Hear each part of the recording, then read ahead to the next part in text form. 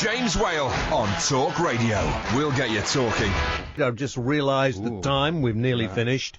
Let me just throw this at you before we chat to Iain, who's here after the news at 10.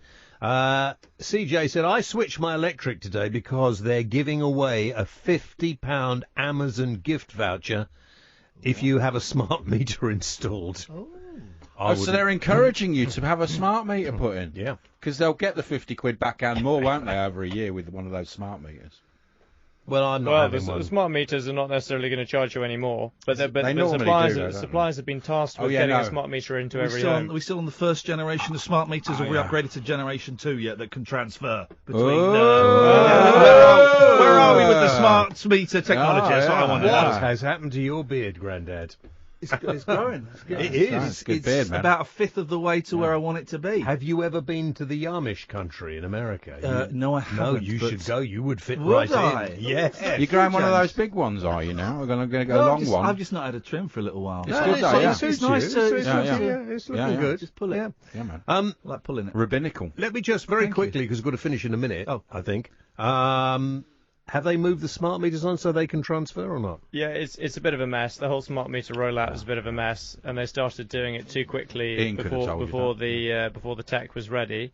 So he's absolutely right. If you're being offered a smart meter, say no unless it's one of the new ones. They're called SMETS 2, the new ones. SMETS 2. Did you know that? SMETS 2, yeah. You knew that. Right. Okay. I didn't want to step on his toes, but SMETS 2 is where you need to... That's where it's at, man. SMETS 2. Otherwise it's pointless in this generation where we're all flipping and flopping. Yeah, you're right. Well, listen, Andrew, thank you very much indeed for coming in and sponsoring the show. Mr. Lee is here after the news. He'll be talking about Islam, Brexit... Yeah. Bringing back capital punishment. Oh, God, and should we legalise marijuana as the big phone-in tonight, James? It's going to be a hot one. Yeah, man. Yeah. You'll stay around for that, won't you? Yeah. We'll be back at 7 o'clock. What are you insinuating? I mean, have you got any at the moment? The Late Night Alternative with Iain Lee on Talk Radio. We have ways of making you talk.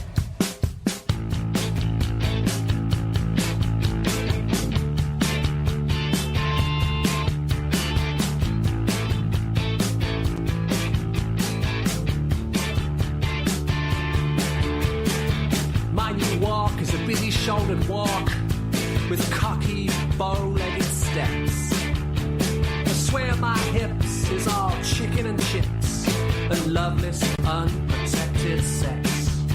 It's the confident swagger of a teenager with a dagger and no concept of next. My new walk is a soft shoe shuffle from the kitchen to the lounge, from the lounge into the street. My slippered feet are barely off the ground. It's the walk of a zombie, a dead man shopping in his ex-wife's dressing gown. My new walk comes with a flashbulb warning. It's the walk of a disgraced politician. My head is held high, but it's just another lie for the newspapers and the television. I walk under guard in the exercise yard of a maximum security prison. My new walk is the march of a soldier along the high street of an applauding market town. When you think you can hear someone following you home at night in the dark, it's my new walk that makes that sound. If you're claustrophobic, my new walk knows it, and is wearing the shoes of a clown. Following my footsteps and see where they take you. Drama, adventure, and all sorts await you.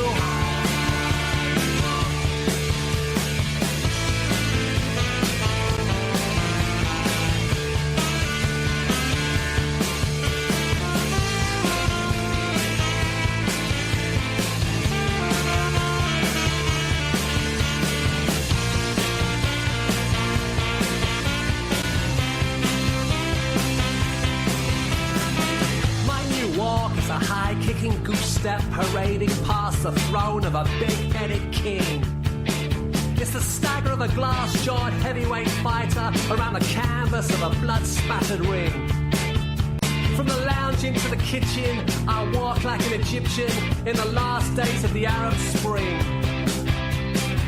My new walk is the camouflage zigzag of a high school kid with a grudge and a videotape. It's a walk of defiance, a walk of compliance, a walk of love and a walk of hate. Make me walk tiptoe through your house and steals your wedding ring and the keys to your car. My voice is like honey, my face is the money, but it's my new walk that's the star.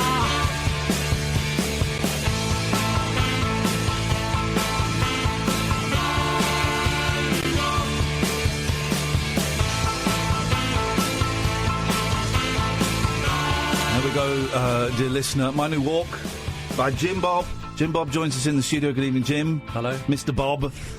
This is Iain Lee, the Late Night Alternative. Catherine Boyle is there. Word. You've got a very nice side parting today. I've had my hair cut. Oh, I hadn't noticed. I know. You noticed that I hadn't noticed. Yeah. Well, that's it's all noted in my book of grievances. A lot of noticing and notings going on there.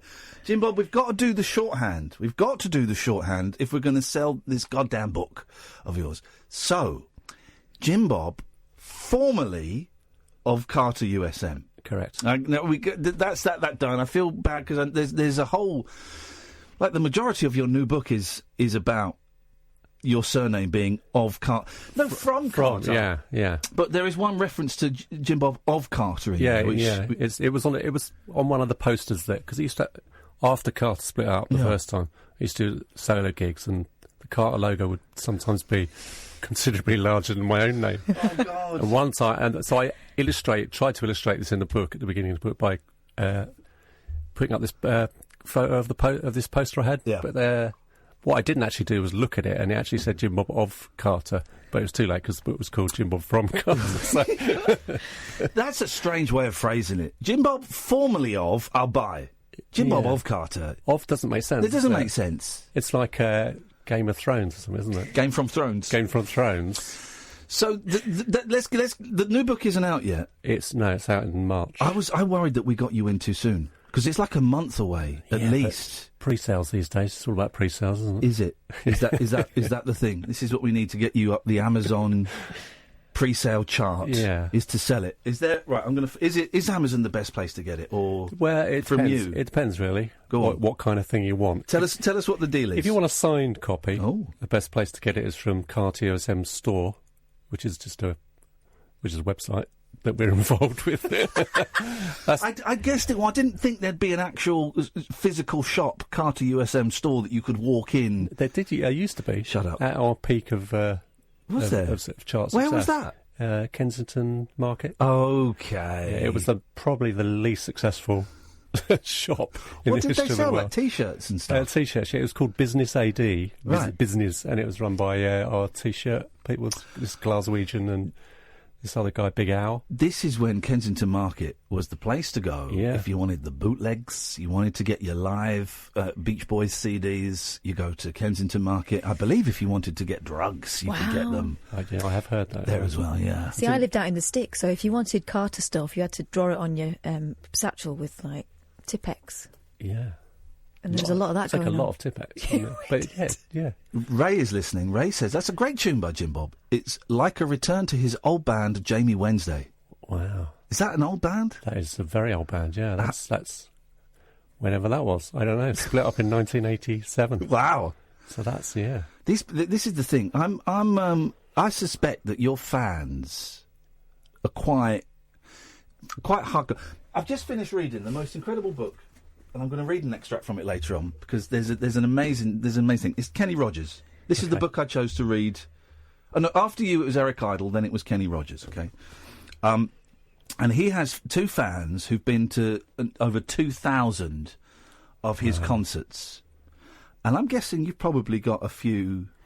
I think so. Hardcore. There are, but I don't notice them at gigs so much. Right. I think it might be my eyesight's quite bad now. So maybe that's a good thing. Yeah. So I saw a documentary about Status Quo a few years ago, and they had the same. They followed them on tour, and they had the same group of women at the front every night. Yeah. Yeah. Which one was it from Status Quo? Rossi. We had Rossi on from Status Quo. Yeah, it's when... before Parfit died. Yeah. But Parfit had left the band. Exactly, and so we asked him about it, thinking it might be dodgy, but he was like, no, we're moving on. Rossi didn't seem bothered that Parfit had gone. But did he come back, inevitably? No, he died. Oh, I see then. All right. So he kind of left the band, and it felt like he'd been booted out for, I'm guessing, shenanigans. And then we said, it must be tricky, without him. You played together for so long without him. He went, no, it's fine. Don't really notice. But they're a bit like that, aren't they? They are a bit. I once went to a Status Quo concert, and the first 25 minutes was brilliant. Yeah. The last 25 minutes was also brilliant, but the 3 hours in between was... Oh, my. It was a slog. I saw them in Germany. Did you? I think it's probably the best place to see them. It feels appropriate. The denim on display was astonishing. But they did, because they did their hits. Yeah. But then at the end, they did a medley of their hits, which I thought was really weird. Wow. Like a little summary. Bang for your buck. Just like I like a lot of old acts. I go and see old bands, the Beach Boys and the Monkees and what have you. And what a lot of these bands do, and the worst offender was Crosby, Stills and Nash. They were the worst offenders. Was they'd get like a 3-minute song like Teach Your Children, but they'd make it 12 minutes by getting a big instrumental breakdown. And going, they introduced members of the band. Okay, I'm doing Graham Nash. Okay. I could probably do all of Crosby, Stills and Nash if I don't. That's Neil Young, but it was meant to be Steve Stills. Anyway, so Graham Nash goes, OK, we want to introduce the band to you now. On drums, it's Rossi Davidson. And then the guy would do like a 2-minute drum solo. And then he'd introduce the guitarist, who'd do like 3 minutes of just... And it just will go on and on and on. I think that's just resting time, isn't it? As they the get older performers. As they get older, they sort of need that time out to just get the breath back. Famously, in the 80s, David Crosby had written into his contract he was allowed to go off stage for resting time, and what resting time meant was sucking on a crack pipe. Wow. Yeah, he would go off stage and smoke crack while Stills and Nash carried on. That's actually a musical joke I've made there, because one of their songs was called Carry On. Excellent, well done. Thanks very much indeed. Right, hang on a second. Give me the title of this book, please. It's called Jim Bob from Carter. I can remember that. And it has a little bit after it, which is In the Shadow of My Former Self. which I was told is a bit depressing. It's a little bit like you're sat in the corner of a bedsit on the floor just looking at how your life has turned to shit, which it hasn't, no. It's a very funny book. You very kindly sent it to me. It's the first electronic book I've ever read on a computer, and I put it off for a long time because I was thinking, I don't know if I can do this, read a book on a computer. But I did it, and it only diminished the enjoyment, I would say, like 10%. Imagine what that's like on paper. You can feel it and flick it. It's a very funny book. So the first book was kind of the build-up to the pop success. You're a pop star. It's amazing. Do you ever think back and go, God, I was an actual pop star? Yeah, sometimes. It's weird, isn't it? It's a weird old world. So the first book is the build-up, and then... So that sounded terrible. I just brushed that off. Yeah, sometimes. Yeah, what about it? Are you ever a pop star? I don't think so. So the build-up, and then the success. And am I right, the first one ends when you both decide to call it a day? Yeah. And then that's it. Yeah. And this book picks up from that day. And I've got to be honest, guys. If you're in a fair to middling sized pop group, as Carter were... Yep. The aftermath is pretty grim. The first bit of it is horrible. The whole, when you put your next band together and you think, well, okay, we'll pick up where we left off with Carter and we'll play decent-sized venues and we'll get a crowd. And sometimes you're playing to like 14 people. If we were lucky, yeah. That's the realisation. That was very sort of quick and brutal. That when the first, not the first gig, but I think the second gig that we did. Was there just wasn't anyone there. And how does that? This is weird. That must be heartbreak. You must think, well, what? Hang on a minute, I'm still the same guy. I've just not got the other fella stood next to me. How does that feel? It's embarrassing more than anything else. I find that embarrassing. I still do now. If if there aren't enough people there, I'm embarrassed more than anything else. I want to run away, or... Isn't that funny? Yeah. And remind me of the name of the first band after Stereophonics. Jim Super Stereo World. That was it, Jim. Don't not ever say that again. By the way, I have to say, because of your book, I was reminded of the band My Life Story. Yes, I saw. Who I'd forgotten that I'd loved them. I was a huge fan. We got Jake's coming on the show in a couple of weeks at some point. So the first band, you were kind of doing like stunts, and it was a performance, as opposed to just standing there with guitars and tapes and things. It lacked a budget immensely, right? Because I had really sort of big ideas, of doing a big show, big sort of like a clown show, almost like a circus show, but we didn't have any money, so it was very much going to Poundland and buying sort of balloons and stuff, and so it didn't really work. And then and it was so at odds with what I'd just done, with the sort of political stuff and that it sort of, I think, confused some people. And you had Toys R Us bubble machines and things. All that, And they never work. I still do that now, to be honest. Really? Yeah. Those bubble machines never work. I mean, we'll get them for the... Get through a lot of them. Yeah. We do get through a lot of them. 0344 499 1000. If you want to speak to Jim Bob, you can. You don't... But here's the thing. You're cool if people just phone up just because they want to phone up anyway. We have a few listeners who don't actually listen to the show. They just call in to do their... Let me introduce you to one. Put your headphones on, please. And I'd like you to say hello to show regular Alan Caddick. Good evening, Alan. How's the classical music? How's the what? Classical music. Classical music is doing very well, thanks very much indeed. We played some classical music last week and... Yeah, I was listening. OK, well, have you been listening to tonight's show? Yes, I have. Who have we got on? Jim Bob from Carter USM. Really? Hello, Alan. Your full name. To give it its full title, Carter the Unstoppable Sex Machine. Yes, mate. What can we do for you, Alan? I've got a question for Jim Bob. Oh, God. Go ahead. Who are your musical inspirations? Oh, wow. Was that a laugh or a cough? It was a semi-cough. It was a semi-cough. Semi-cough. The worst. Who are your musical... This is like being on Swap Shop now, isn't it? It is very much... I was instantly... sent... No, I've never been on Swap Shop, but I imagine. I don't know. I'm going to say Elvis Costello. Oh. Big one. Oh, yeah, you bang on... Bang on. Yeah, That's rude. What a terrible criticism. You bang on about him in your book all the time. Yeah, Elvis Costello, The Jam. Yeah. I could go on forever, obviously, The Clash. Ian Dury. Ian Dury. Are you a fan of Ian Dury, Alan? Oh, you can hit me with his women's stick any day. OK. Well, even though he's passed away? God rest him. Thank you very much indeed, Alan. There we go. God rest him. God rest him. We'll take a little break. 0344 499 1000. I don't know how many books you're going to sell tonight, Jim, but you said you emailed me, you're on. This is Talk Radio. Uncut, after-hours conversation for the up-all-night generation. The Late Night Alternative with Iain Lee on Talk Radio. We'll get you talking. 0344 499 1000 is the phone number. Jim Bob is here. Now, listen, there are loads of places you can get the book.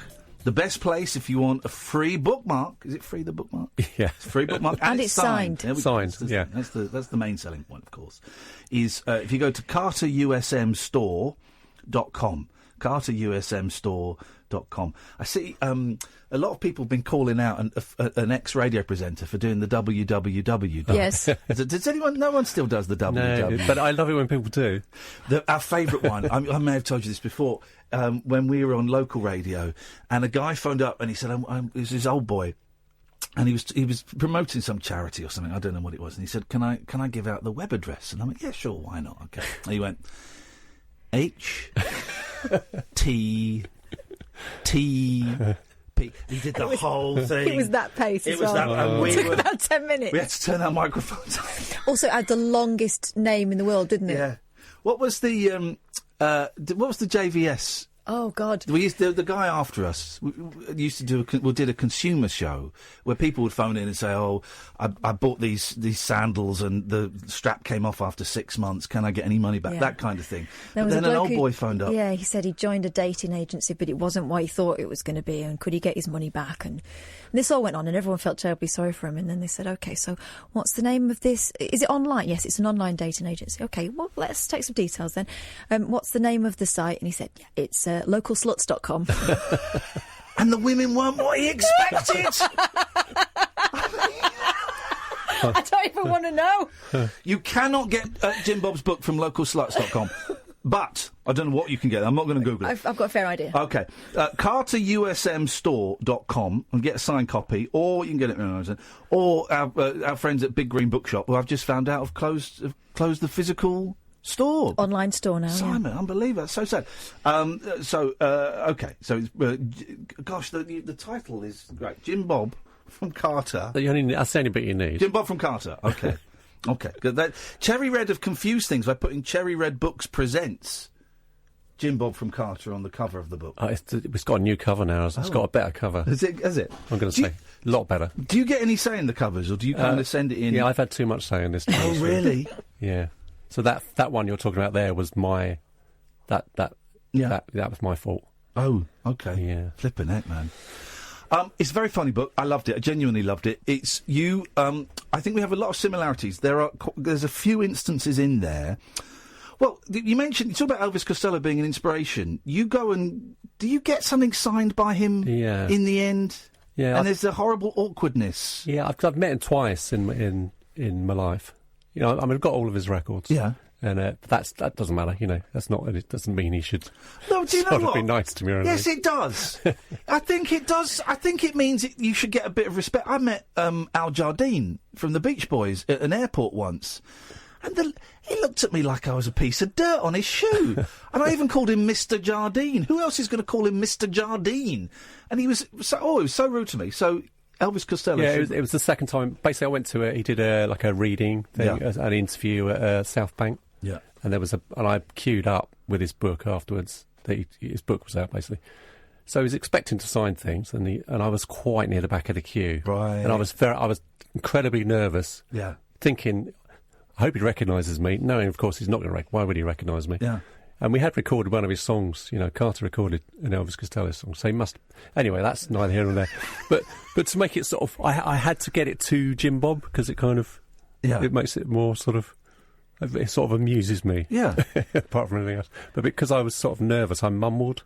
Oh. I mean, I'm a mumbler, so I mumbled. And he just gave me the look as if to say, you know... Speak up, yeah, idiot. Speak up. I haven't got time for this. Sort of, just gave me that look. You know... I mean, he might have just been wanted to go home or whatever, but I felt, you know, did feel it sort of walked away sheepishly. It's a dry old book as well. I don't know if you've managed to read it. I've read it, yeah. I had the audio. Actually, I listened to the audio, yeah. I had the audiobook about 4 months it goes on for, just when you think it's going to... Yeah, it's quite long. I like the way he does impressions. He does voices, doesn't he? So when he says, and then Paul McCartney says, and he'll do the Paul McCartney, he does them quite well. He does. I did like that. I like it. I liked it, but I felt it could have finished around Flowers in the Dirt, because when he starts going on about becoming... You know, learning how to play the piano, how to write music and stuff. You think, all right, mate, we get it. You can write music now. That's their sort of... I'm not saying it's not a good book, and I don't want to diss Elvis Costello, but I've upset him enough already by not speaking clearly. maybe what was the song you did? Maybe he didn't like it. Peace in Our Time. He did. Did he ever? Did you get any feedback from him? No. But told you off for mumbling in the song. At that point, I wouldn't have sort of been seeking it, you know. Yeah. So I probably would have thought, we're bigger than Elvis Costello. But there's a couple at that time. Well, for about 20 minutes, you probably were bigger than Elvis Costello. Yeah. You know, realistically, there's a couple of instances. I can't. It was a while since I've read it, so I can't remember the exact specifics. But where you are in the same room, like in the same bar or something, as someone famous that you've met. It happens a lot. And you kind of... And I get this, and I think, well, I've met them, and they should know who I am. But I've had times where I've gone up to them, and they think I'm just a fan, and I'm thinking, I'm one of your peers. You know, we're on the same level here. I mean, Jonathan Ross at the thing. I'm thinking, we're on the same level here. You should recognise me. And so now I don't go up to famous people that I've met. Because you'll just get that. Oh, it's so nice to meet. Would you like an autograph? Well, often when you do, though, I don't know if it's the same for you. Often you do, you're pleasantly surprised that they never. It turns out that they're bigger fans of you than you are of them. Never. No. There's the lovely bit where your wife gets John Ronson. To sign the book. Yeah. See, I would never have done that. I would never have asked John Ronson, and I didn't know anything about that. You know that. And I said, "Can you get it signed to to Jackie was her, Jackie and Jim Bob, because, again, it's funny. Yeah. A bit ruined by having her name on there as well, but there you go. It's ruined my Jim Bob collection of signed. And he said, "Oh, not the Jim Bob." How cool and is then that, started singing "The Only Living Boy in Your Crosshair." Did he? Yeah. We like John Ronson. I was going to say, that sounds like John Ronson, doesn't it? John Ronson is a friend of the show, guys, in just case anyone doesn't know. We've been to his house. Yeah, he invited us to his house when we were in New York. His apartment, I think we're supposed to... well, it was pretty nice. We're supposed to call it. OK, let's put some headphones on. Let's see where this goes. I suspect someone's going to try and sell you some song lyrics here. Good evening, George. Rainbow George. Good evening to you all there. Yes. Are you all there, though, tonight, George? I am. This is all very synchronistic, and I don't know if my mind is playing tricks or not. Quite possibly. Jim Bob, did you do Glastonbury in the late 90s? I've done it 3 times. So twice in the 2000s on the small stage, but in 1993, I'm going to say we headlined Glastonbury. Yes! Come on! Did you?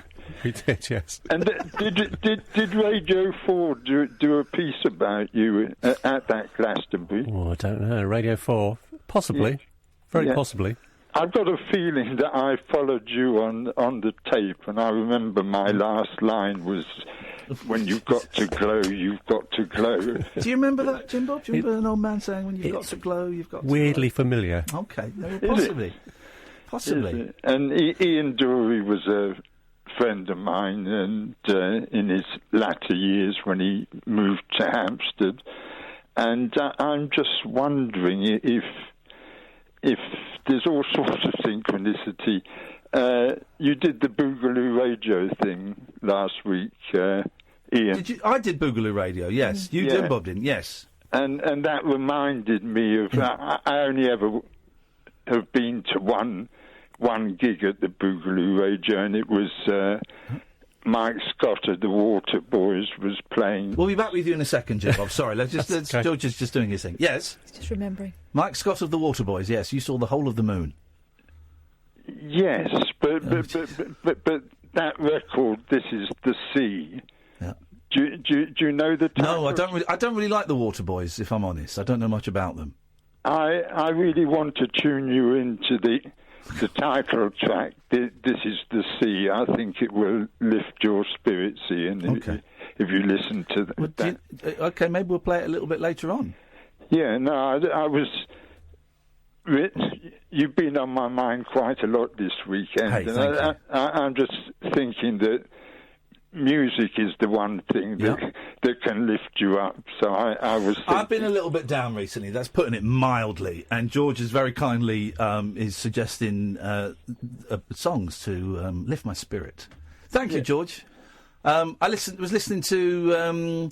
I found an amazing podcast, right? Because I'm bored of radio, I'm bored of music, I'm bored of everything, right? So I went onto one of these podcasts, cast boxes where you get podcasts from, and just tried to find some random stuff, and I found a lot of rubbish. But I found an amazing podcast, and I'm going to get the name right. It's from WFMU, the station in America, and it's called The Honky Tonk Radio Girl with Becky. And it's this girl called Becky, and she goes out in the day and over the week and just buys country and western records, doesn't listen to them, and then comes in and plays them for an hour. It's incredible, man. It's incredible, George. I was listening to that in bed the other night instead of the radio. I don't know. I'm just wondering if I could be Odd Job and sort of make a rainbow connection with Bob Job. Bob Job? Who's Bob Job? What are you talking about now? Where have I got the name wrong? In both parts of the two-part name, yes. I want to be Odd Job. Okay. You are in so many ways. George, listen, I've got to move on, but thank you, brother. I appreciate that. We've got Bob Job here this evening, formerly of Ned's, and it's Jim Bob. That's George, who's a good spirit, but Just, don't take drugs, guys. Is my thing. We'll have a quick break. 0344 499 1000. This is Talk Radio. The Late Night Alternative with Iain Lee on Talk Radio. And that's that. 0344 499 1000. We've got Jim Bob for the next half an hour. Jim Bob from Carter is the book, In the Shadow of My Former Self. When did it start? I was going to start being fun, but I'm not. When did it stop being embarrassing after Carter split up? Was there a moment when you thought... When we got back together again. Oh, God, mate, no. No, I'm exaggerating. There were moments, there was sort of... It wasn't all, like, failure. Yeah. There were quite a lot of sort of successful moments. I know what you mean about the embarrassment thing. Honestly, you've got to read this book because it's like I've written it, but about pop instead of. Will you lend me your computer? TV. Yeah, I will. I'll send it over. But I get the embarrassment. I've done. I did the flipping Jungle. I did it because I was getting divorced. So I needed the money. But there was a part of me thinking. But you had an audience. At least you had an audience. I had an audience. But yeah, you're right. You had an audience. It was 12 million. But the whole time I was flying over there, and for a lot of the time I was there, I was thinking, this is embarrassing. This is not what I wanted to be. To be part of. It's a great show, but it's a freak show. It's a lot of people whose careers have kind of ended, going, I'd like another 6 months, please. So I get the embarrassment thing, but then how do you do pop concerts? If you got a band and you stood there playing, and there are 15 people in the audience when you're used to 5,000, how does your brain get around that? I don't know. It's because there was the trouble is with they weren't all these gigs weren't empty. No, of course. There were successes, definitely. But there were certain gigs where there would be. Say I did a gig. I can remember one particular gig in Worcester where there were about 12 people there. And it probably held 300 or something like that. But there was about 6 or 7 blokes there came together, and they still maintain it's the best gig they've ever been to. I bet they did. But I wasn't thinking, I wasn't sharing that emotion. So they would just think, because it was like I was doing a private gig for them. Yeah. Whereas I didn't want to do a private gig for them. I wanted to do a gig for 12,000 people I didn't know. Yeah, you want to bathe in the glory. Yeah. When why did you carry on then? I partially because I couldn't do anything else. Yeah. And I did want to. I was still writing songs and I wanted to make records. So it was a question of then going on tour and trying to sell them in whatever way. Carter. When did Carter? Let's have some chronology. Let's get some facts for the fact fans. When did they split up? When did you first get back together again? We formed in 87, split in 97. Okay. So it was like 10 years. And that last tour was you could see the numbers were kind of tailing off. Yeah, we were bit. Definitely rapidly on the way out by then. And then I sort of did Jim Soup Stereo Word for World. I can't say it. Say Stereophonics. Come on, you know I was you in want the Stereophonics for a short and embarrassing time. Well, now I know why you're so offended. I meant Stereolab. If I'd have called it Stereolab, that would have been fine. That would have been better. Yeah. Sorry, yes, wrong stereos. By the way, after 11, bands with stereo in the title, call us, please. Stereo MCs. Stereo MCs. This is going to be the best phone ever. Sorry. So that was that, and then I started doing solo stuff and did various solo records. But there was a point when I started playing when I was doing live shows. I would include Carter gigs, which I think's something that singers from more successful bands do. You put Carter songs in, yeah, and that helped in terms of bringing people in. Yeah, Was it when you started again after the split? Was it that thing of right? Well, I'm Paul McCartney when he left the Beatles for like the first 3-4 years just wouldn't play a Beatles song, and now it's all he does. Yeah. And now you go and see it's a Beatles karaoke night. Yeah. Same with me actually. I do more Carter songs than. Really? The non-Carter songs. And does that disappoint you? Is that you made peace with that? I'm fine with it now. I've kind of. But when I started doing it, I sort of said, I lied to myself and said, that I wrote all the songs, not on my own, but I wrote. Yeah. So what was the difference? They're just songs I wrote, but that's nonsense. Yeah. Yeah. So now I'm kind of lazy, and the Carter songs are in my. I don't need to practice them or anything. So which one is your Hey Jude? Which one gets them all singing along? It's probably, Oh, well, singing along, it's all any Carter song they were singing along with all catchy. Them. But there is a non-Carter song called Touchy Feely, which is when the bubbles come out, right. And that's very much a Hey Jude kind of situation. And which one do you turn around to introduce the backing tapes? Ladies and gentlemen, now please, the backing tapes. You've got gigs coming. Well, you've got a gig coming up. Yeah, I don't want to sort of spread myself too thinly. Is that one a year? Is that the ratio now? Yeah, sometimes I do as many as 6. But, no, I mean, a couple of years ago I did a proper tour, but yeah, I'm doing one gig on whenever that is. March the 23rd. Saturday, March the 23rd at Shepherd's Bush Empire. Tickets are still available. Yeah, upstairs. Special guests? There's some surprises. Okay. The last time I did it, a year ago, it was just me and Christy T. Don't know if you know Christy T. Yeah. Played piano on a few songs. But either that was just me and 2,000 people singing along for Beautiful. 2 hours. But this time there's going to be a few more. We're going to make it different in a way that I can't reveal. Maybe they are. No, they're not. But maybe they are. No, they're not. Say they are. Say they might be. Right? You never know. You sell the rest of the tickets, man, and then you say, "I didn't promise anything." Being coy, he's got Elvis Costello. It's a bit of a dilemma when you have surprises. Yeah. Because you want them to be surprises. Yeah. But at the same time, you also want to go. You want to say this is going to happen. This is really good. Buy some tickets. You don't want to miss this. Trust me. And I love your description in the book. One of your team comes up with? Is it the 5-year plan for reunions? Yeah. Go through that because this is brilliant, and I'm a big fan of bands that get back together, and it makes perfect sense. With the first year, everyone's really excited. I mean, he's our manager, Mark. He has a lot of theories, and he loves making sort of charts and stats, and that's what he does. Yeah. He had this sort of theory that a band getting back together, the first year the tickets sell really quickly because they're back together. The second year, all the people who missed out on the first year don't want to miss out again, so they sell even quicker. The third year, people thinking, hang on, they're doing this. They're doing this. This is a regular thing now. So the tickets sell more stubbornly. The fourth year, people are thinking, I might not bother going this year because we can always go next year. Right. So you have to sort of change things. Yeah. By or take a year off, which is what we skipped a year. Well, and then you went nuclear. And then we went. You did the nuclear option. Yeah, which is to say this is the last one we'll ever do. All right, Gene Simmons from Kiss, blimey, flipping it. And you did. You went. Was there any you and Fruit Bat? That's right, guys. Did you? I love saying it. Was there any kind of when you made the decision to go nuclear and go, right, this is it, this is the last show we're ever doing, then we're out, was there a sense of regret or worry or nerves, or were you both relieved at that point? There wasn't regret. I mean, it worked in terms of selling tickets. Yeah. The tickets went really quickly. And it wasn't the only reason for going nuclear. We did sort of want to be free to do other things.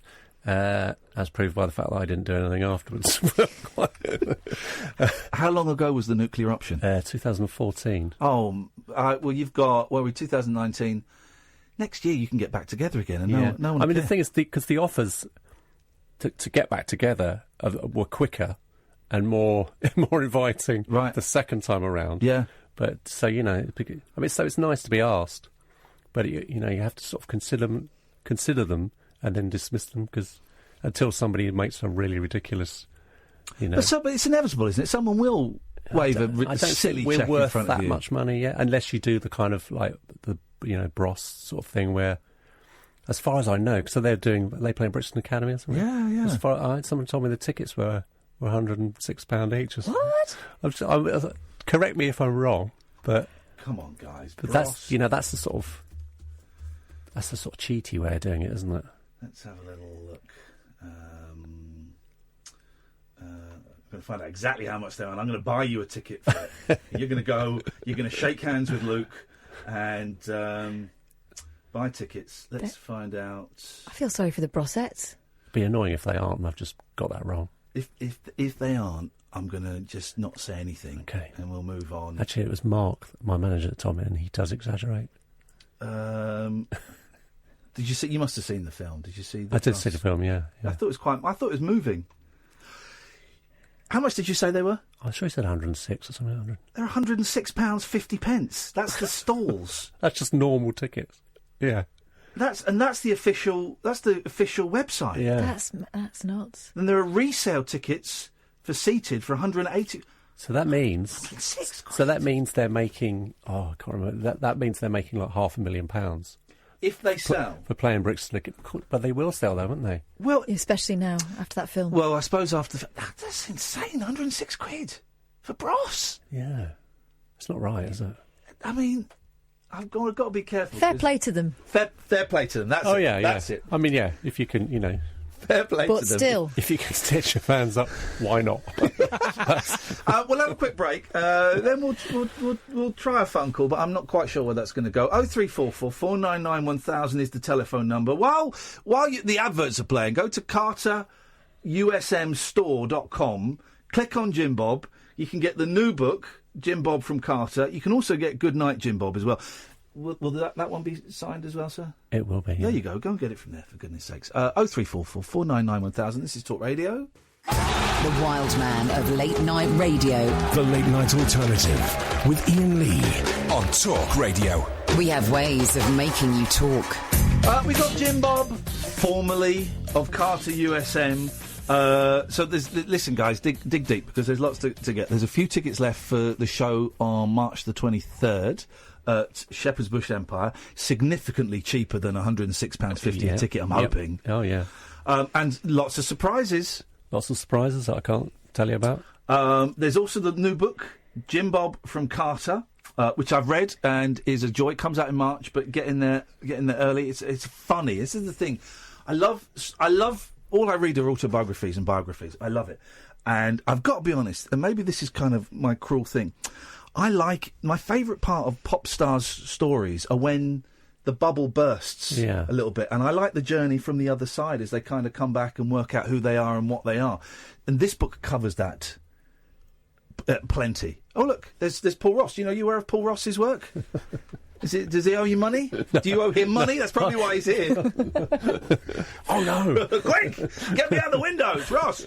But that's my favourite part of... Because we all know, the band gets together, they have success, and, it's fun. But I like to know what happens afterwards, when, the wilderness years. My favourite part of the Beach Boys story is kind of after, Smile, when it all went wrong, and then what they do for the next 4, 5, 6 years before they become a greatest hits machine, and they're just... They're floundering. They're making some of the best records they've ever made. Floundering. So there's that, and you can get the book at carterusmstore.com, or if you want to be lazy, go and get it from Amazon or wherever. But that's the place that helps the artist the most. And then you were just telling me about this, and this is stunning. If you go to cherryred.co.uk, Cherry Red Records, there's a huge box set, a Carter vinyl box set that's come out. Do you have any input? We had, again, our manager did most of the work. He worked for about 2 years on that. Wow. To get it I think it's every studio recording. For the very first time, Carter's entire recorded output, all 128 songs of it, is gathered together in one place. I like this. That's all 7 glorious hit albums, plus 2 collections of singles, B-sides and cover versions, all pressed on coloured vinyl and packaged into a deluxe silver foiled box. 12-page book, unseen archive imagery, pictures, and album-by-album interviews with Jim Bob and Fruit Bat, and 2 exclusive art prints. Oh, look at that, man. That's stunning. That is stunning. That's like a Beatles packaging. Do you know what I mean? That's like a Bob Dylan box set. When you see that put together, you must be proud of what massively, you've done. Because when we were doing it, because I had to listen to the records when we were putting it together quite a few times, because they had been remastered and all that. Yeah. And that was a slight chore at first, but then I was kind of pleasantly surprised. I liked more of the records than I sort of thought. But when we actually got the physical thing, I almost didn't want to, because it was in shrink wrapped. I almost didn't want to open it because the box itself is black with silver lettering. Yeah, it just looked nice like that. But then opening it and sort of smelling it, it smelled. Yeah, everything about it was just. Did they not send you 2? Come on. I had no. Because go on. What are you saying? No, I'm just saying because there's I know, I've got a tiny little record label, and I know, and we do small stuff compared to that, but I know that people will quite often buy 2 copies. Yeah. One to play and one to keep sealed. one to keep sealed. It's a thing. For me, I like opening stuff and feeling it and touching it and flicking through it and playing it. And, I think records are meant to be listened to, but people will buy one to keep sealed. That's the dream, isn't it? It is the dream. I've got a 1970 sealed copy of the Monkees' last proper album, Changes, and it's just Mickey and David. It's a terrible album, but it's sealed. And whenever I one day on my deathbed, I'm going to get my keys. I'm going to slice it open. I'm going to suck down that 1970 bubblegum air and breathe it in deep. I've got some sealed CDs from Japan, but I think Beach Boys actually. Really? Maybe I should find them and give them to you. Yeah, please do, mate. I'll be gratefully received. Let's try this call. I don't know how far we're going to get. Good evening, Alex. Hi. Hi. Okay. Hi, Alex. Yeah, I don't really know what I want to say, really. Okay. Well, shall we let you go then? Okay. Thanks very much for your call. And that's the show, Jim, that you have chosen to come on to promote your book to people like that. You sound like a reader. It does sound like a reader. All right, so what is next? So you've got, obviously you're going to sell the shizzle out of this book. But what's next? Because you do keep going. You've written, how many novels have you written? 2? I've written four novels, yeah. More coming? Yeah, technically I've written 6. Right. But 2 have not been published. but that's because I hate publishers. Really? Why? I didn't know that until. Why do you? Until what's wrong with publishers? No, I don't mean. Well, they didn't want to publish my new novel, which I would say was. I feel it's like maybe the best one I've done, but the time's not right. How do you do it? I've tried writing a book, and it's flipping hard, man. Reading a book is easy. 80,000 words, I can read it in 2 days, 1.5 if I push. Boasting. I'm not boasting. It's a fact, Catherine. I can read. All right, get me. What, get me a really hard book, a boring book? Get me a book and I'll read it now, and I'll beat you at reading. But it turns out that sitting down and writing is significantly harder than sitting down and reading. I would have thought.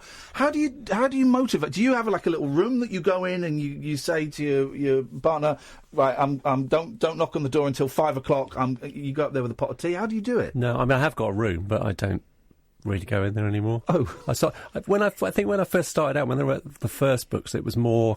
I think I was more excited about the whole sort of process, and so I was in there, quite a lot, sort of. But with the recent ones, it was more of I felt like I had to do it kind of thing. Right. So it's more of a slog. Yeah. But I was writing sort of all over, on various different iPads and phone and bits of paper and. Not iPads, just one iPad. I've only got one. It's got scattered around the house. Paper and pen, you say? Yeah, but I can't read. My writing's so awful that I can never read that stuff. How long did this one take you to write then? The new one. Because it feels. It probably took a year, I suppose, but really? with gaps in that year. Yeah. It didn't actually take that long. It didn't take as long as a novel. Okay. It's because you know all the stuff. I kind of knew where the story was going. Yeah, I knew what comes next. It's a funny book, man. I loved it. You get a little thanks at the end. I know, that means a lot. Yeah. Unless you just snuck that into the PDF that he sent me, and then when the book comes out, you read it. Because I don't think, and I'm not just saying this, so doesn't it say it? I think it says in the book. It is true that, because I'd either just started it or was thinking about starting it when I first came on this show. Yeah. And then because you said that the first book wasn't available, that sort of cherry red into redoing it. And then they said, well, why didn't you do the second one? See? And I thought, so I did. So I probably wouldn't have written it. It's me. If it wasn't for you. I'm responsible for great art. You don't need to write a book. You're just inspiring people. I'm inspiring. You're the muse. One of Britain's greatest songwriters has been inspired to write a book based on... And do you notice how delicately I've not... The show gets a mention in the book as well. We get like a whole page mentioned in the book. I was so thrilled. And he sent me an email saying, here's the book. You're mentioned in it. Try not to jump to your part. Treat it like a novel. And I was so tempted to jump to my part. Of course I was. I'm in a book. But the show gets a very funny mention. And I'm not going to give any spoilers, but it is when we come in and do this show, the guest gets introduced to the person who was doing the show before, and it's a very funny bit in the book. And you were worried that you'd been mean. I don't think you'd been mean at all. Yeah, it was awkward more than mean. Yeah. It's it's a thing that's happened on a few occasions in my life.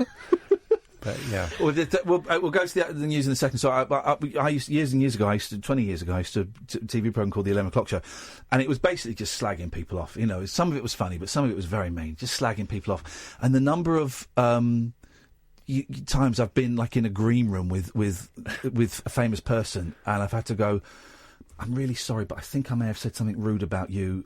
Richard Madeley, I worked with Richard Madeley a year ago. You were worried about that one, weren't you? I was terrified about it. We were so rude about him and his missus.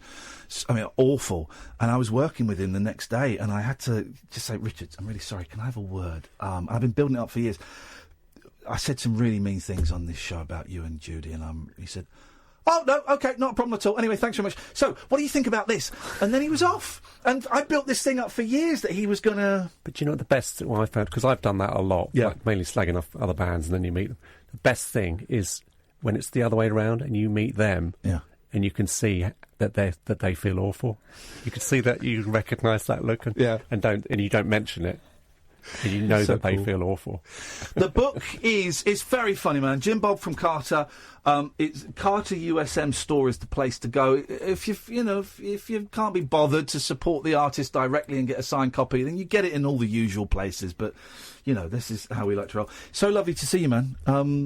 Same time next year. You're welcome anytime. I know I'm not Ian Collins and we're not going to talk politics, but anytime you want to come in and just hang out, you'd be very, very welcome. It's nice to get out of the house. Good. We'll take your calls as per usual. 0344 499 1000. This is Talk Radio. The Late Night Alternative with Iain Lee on Talk Radio. We have ways of making you talk.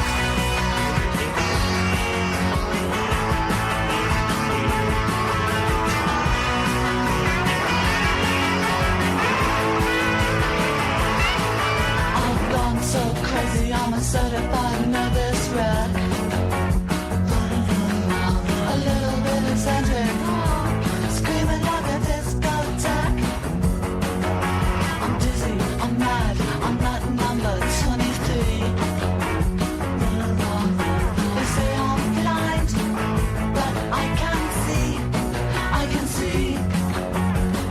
Hey, you with your red boots on, you're mad, I assume.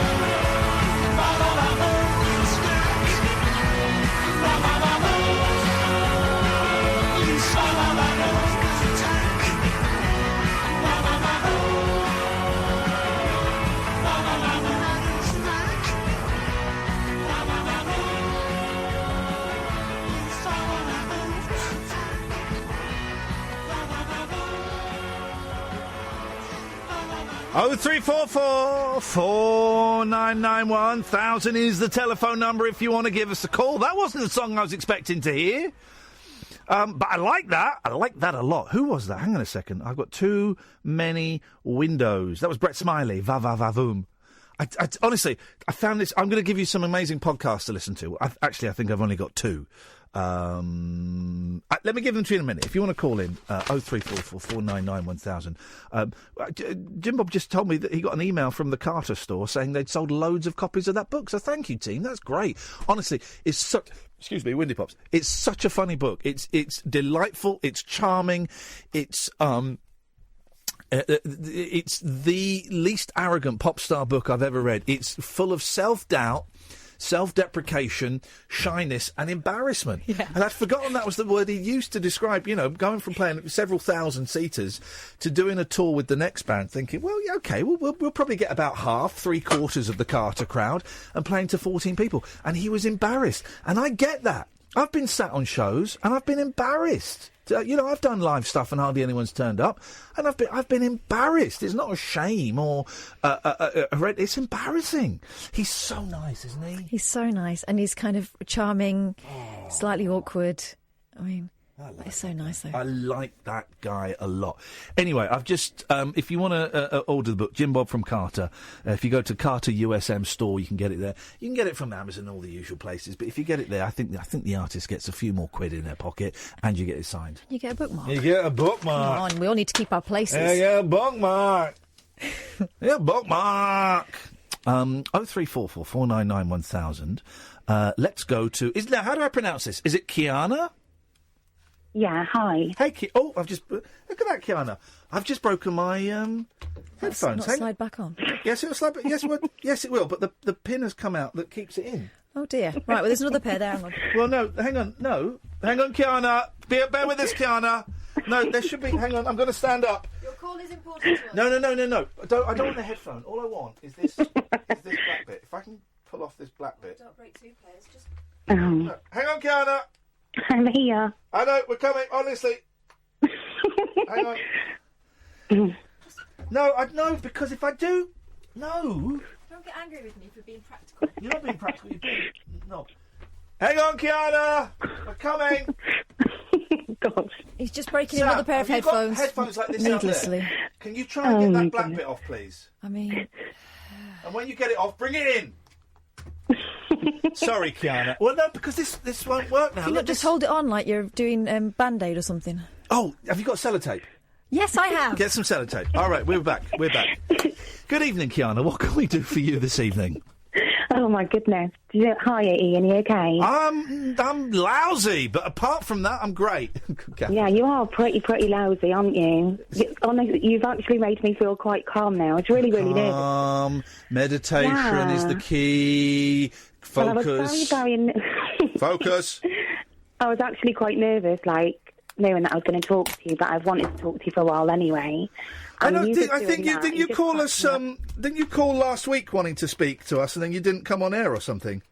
Yeah, because I fell asleep. Tell me about it. I fall asleep during this show sometimes. That's how it happens. It's a lousy show. Go on, but you've called in now. All is good. What can we do for you? I'm just going to turn you up now. I've started being a bit. Okay, it's all about technology, isn't it? And I'm having a moment just like you now. I feel a lot calmer. I'm glad that just happened, I'm fixing my headphones with gaffer tape while I'm talking to you. They say things happen for a reason, don't they? Which we all know that they do. The reason is that this is a crappy station that won't spend any money on equipment. Well, I'm glad that happened because I'm going to be selfish now. My heart rate is back to its normal pace. That's great. That's what we need. Yeah, so I'm really glad that I'm speaking to you anyway. I hope I don't ramble on. I just don't feel as nervous now, but I just wanted to speak to you about some stuff. Go on, what can we do for you? Yeah, but first of all, I have to say, that I think you're an incredible guy. You really are an amazing person. And what you did in December for that guy, Chris, I'm not being awful to you, because I liked you on I'm Celebrity and everything like that. Yeah.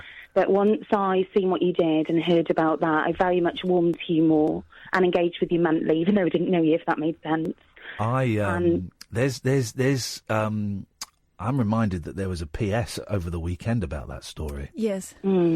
no, not that what you're thinking. I was with my boys at the weekend, Kiana, and the phone rang, and it was a number I didn't recognise. And normally I don't answer it, but I answered it, and I went, hello.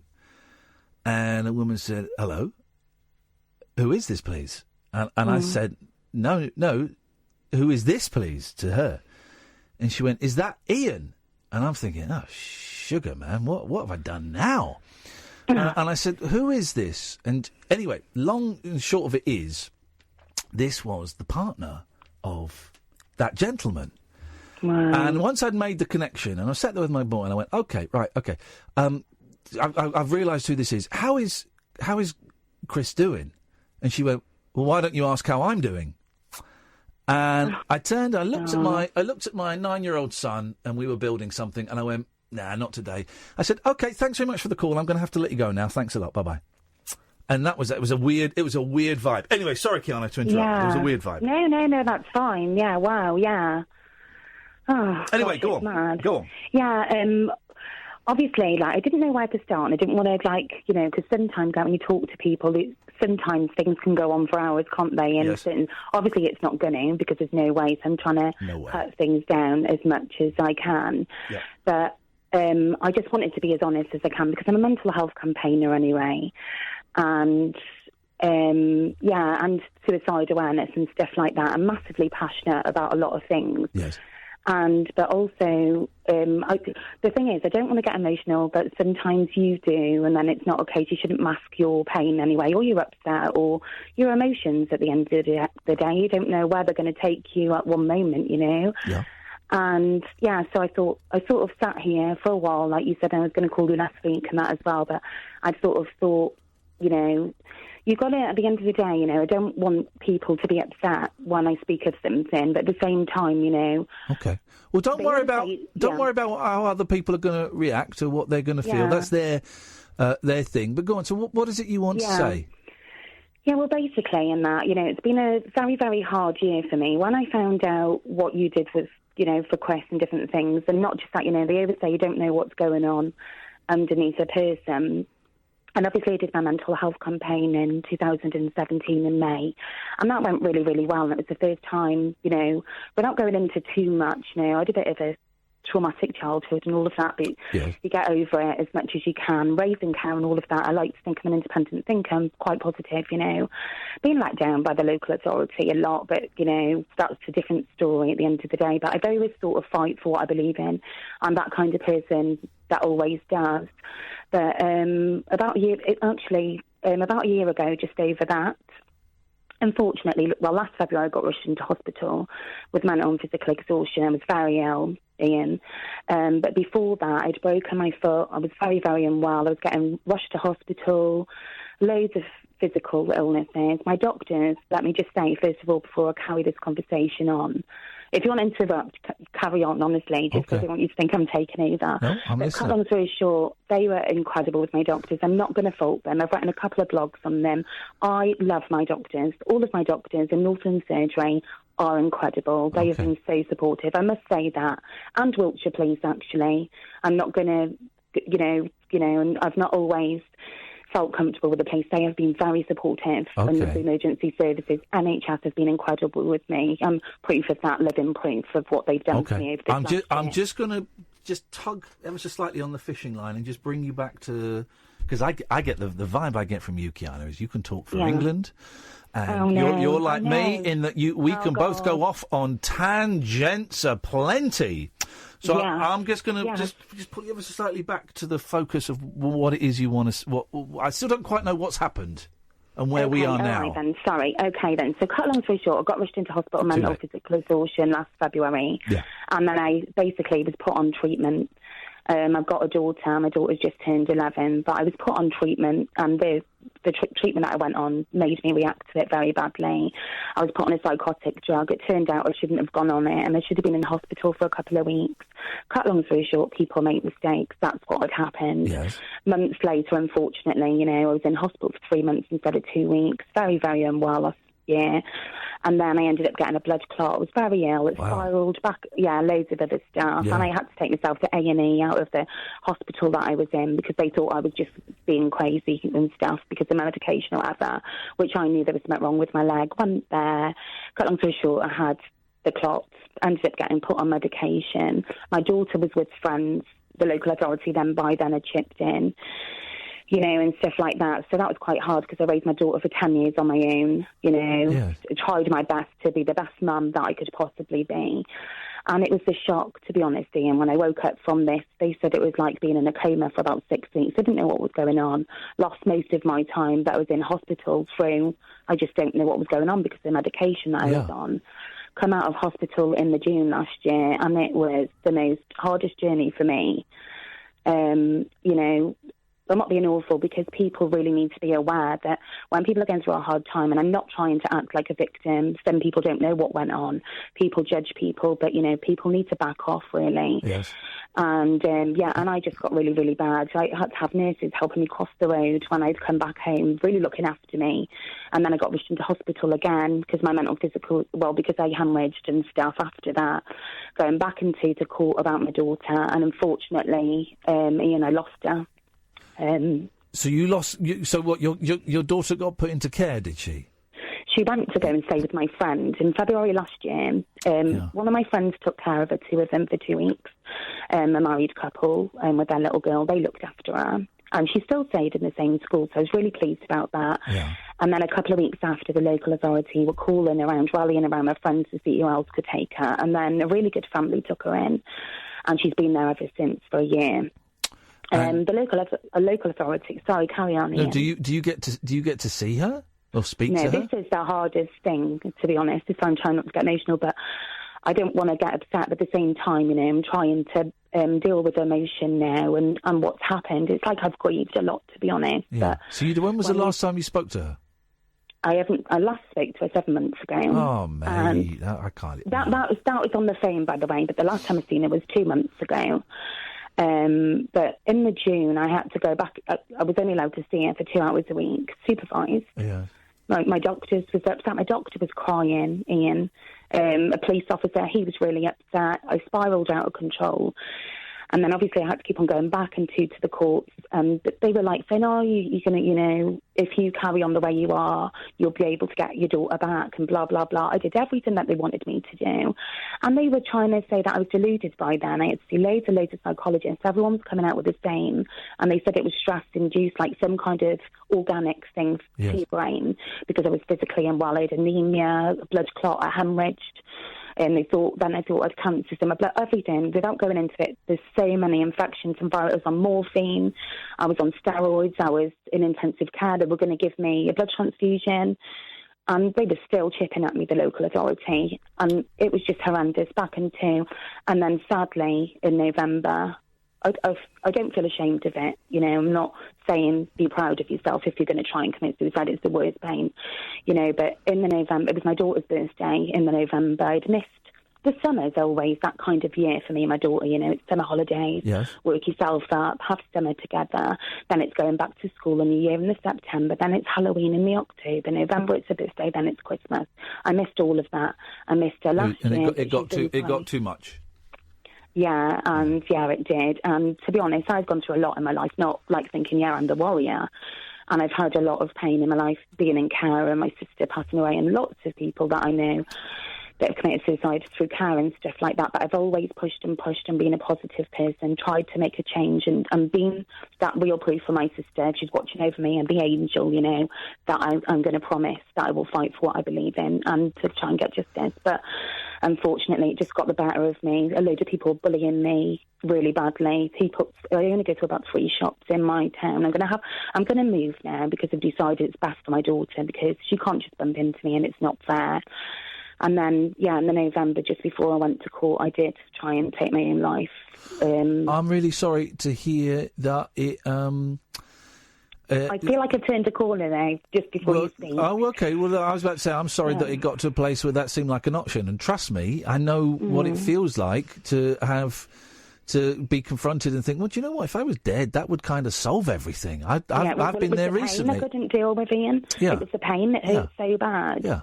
I'm sorry that you got that painful. It's horrendous. I identify, different story, but I identify. But you say you turned a corner, so where are you now then, Kiana? Well, I'm at home, obviously. I'm based in Caen. I don't mean physically, where are you, you muppet? I mean, where are you in your journey of life? Then, where are you now? I'm in my living room. Okay, I bet it's a lovely living room. But where are you now in terms of emotionally and how you're feeling and stuff? Emotionally, I feel a lot better. Okay.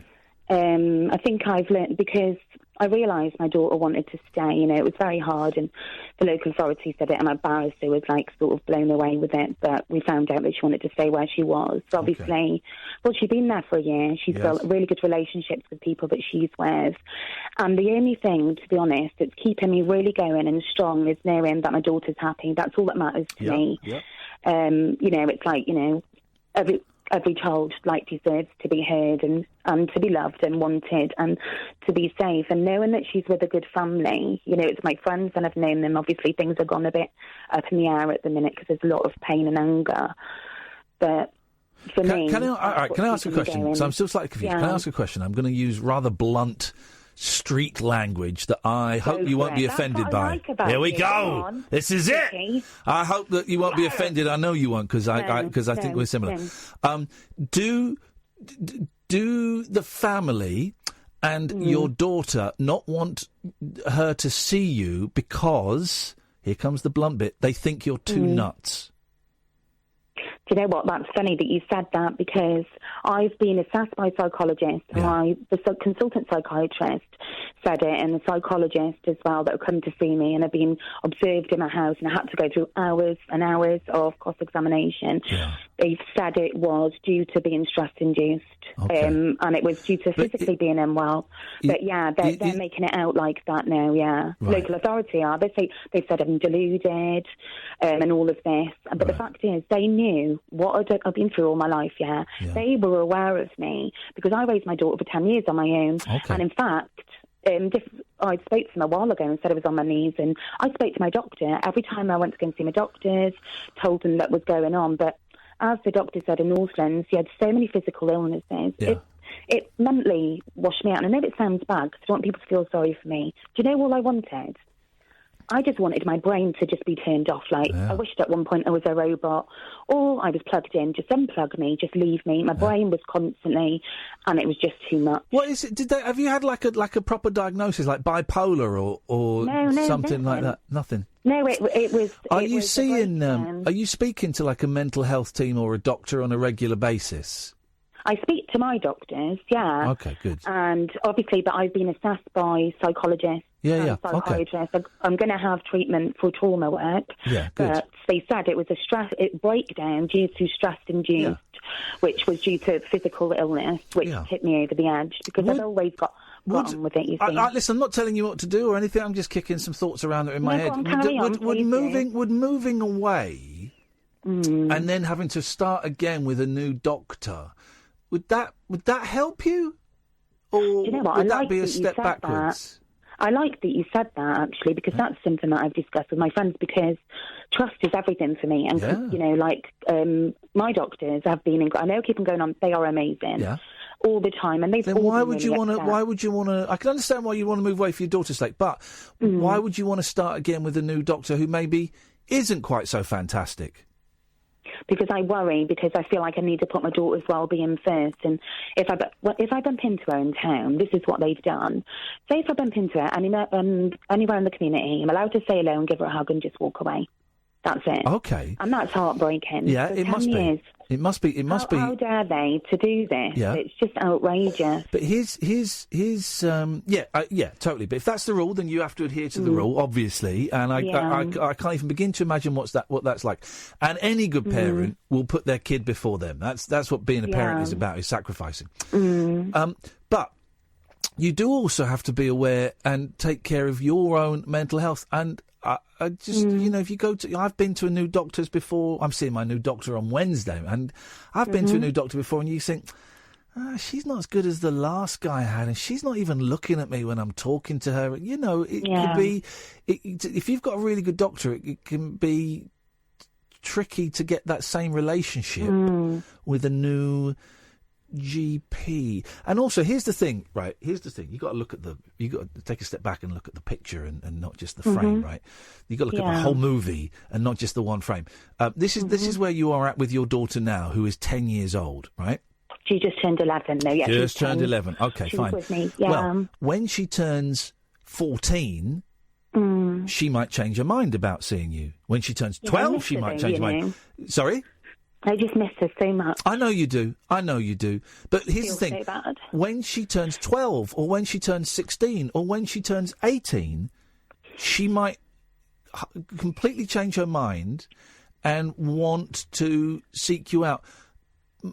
So She's been seeing me and wanted to see me, though, but I've chose not to see her since the court case and what happened, because I want my lawyer to write to them with different things, because they put so much pressure on us, and I felt like my daughter needed that space. Are you legally allowed to see your daughter? Yeah, twice a week for 2 hours. But every time I see her, it hurts so bad when I leave. Right. It throws me back. And I'm not... Okay. Remember we were talking about putting our kids before us? Yeah. And I can't even begin to imagine the pain that must be when you have to say goodbye. But. Is there not something... Yeah, of course it is. Is there not something... Again, I'm not telling you what to do. I'm just kicking ideas around. If you're allowed to see her twice a week for 2 hours each time... then do it. Yeah, but I'm worried that she doesn't want to see me, though. Has she said she doesn't? Has she said she doesn't want to see you? No, then but I'm just worried that she feels like she has to see me because I'm her mum, and I want her to be able to. And have that conversation with her and say, look, say what you said. Say what you said to me. Say it to her. Saying, look, I don't want you to do. If you don't want to do this, you don't have to. I want you to be happy. You are everything to me. This breaks my heart, but you in fact, don't even say that bit. But say what you said to me. Say, look, if you're seeing me because you feel you have to and you feel guilty, then you don't have to. Yeah, but they don't let me say certain things like that, and because it's supervised. And every time I go to say something, they go say, "Oh, what's appropriate and what's not." And okay, well, I get that. They've got things. They won't even let me write to her. Okay, legally, are you not allowed to write to her? Well, the lawyers. Well, obviously the local authority, because they got like the shared thing, didn't they? Like they had 50% and I had 40, whatever. Like basically just had about just a little bit more than me. Okay. And then she went on, but my barrister said things can change once they see that I'm well and stuff like that. But it was only because she said she wanted to stay where she was. All right. Well, there's a difference though between wanting to live in one place and not wanting to see your mum. Those are two different things. Maybe she wants to live in this place because, and I'm just guessing, because it feels safe and it feels secure and it's stability, but she still wants to see her mum. Yeah. Yeah. Well, that's what I sort of thought, because it must have put the wind up her when I wasn't well. But the thing is, so many people have said different things to her. Yeah. And, the local authority have not. Yeah. I don't feel like they've encouraged our relationship. And well, then you need to encourage. You need to encourage it for 2.5 years. Yeah. You need to encourage. You need to. Okay, maybe the council are saying bad things about you. I suspect they're not, but I don't know the situation, so maybe they are. But even if they were discouraging her, then you need to show willing and say, look, not literally say it, but by being there, you are saying, without using the words, look, people are giving me a shit time, and they may be not, trying to keep us apart, but I'm your mum, and I'm here, and it's 3:00 on a Tuesday, and I'm here for 2 hours, and let's chat, let's draw, let's colour, let's read, let's do whatever it is we're allowed to do, because I love you, and then I'll go, and then I'll come and see you on Thursday at 3:00, and we'll do the same thing, and, and if you can't make it one week because you want to go and hang out with your mates, you know what? That's up to you. That's your choice. But I'm here, and I will be here at all these sessions that we're allowed to. And let's see if we can't build, rebuild our relationship. Well, thank you, Ian. Because you don't sound nuts to me. You just know what to say. No, I'm just guessing. I was seeing it, though. I don't want you to think I'd just give up.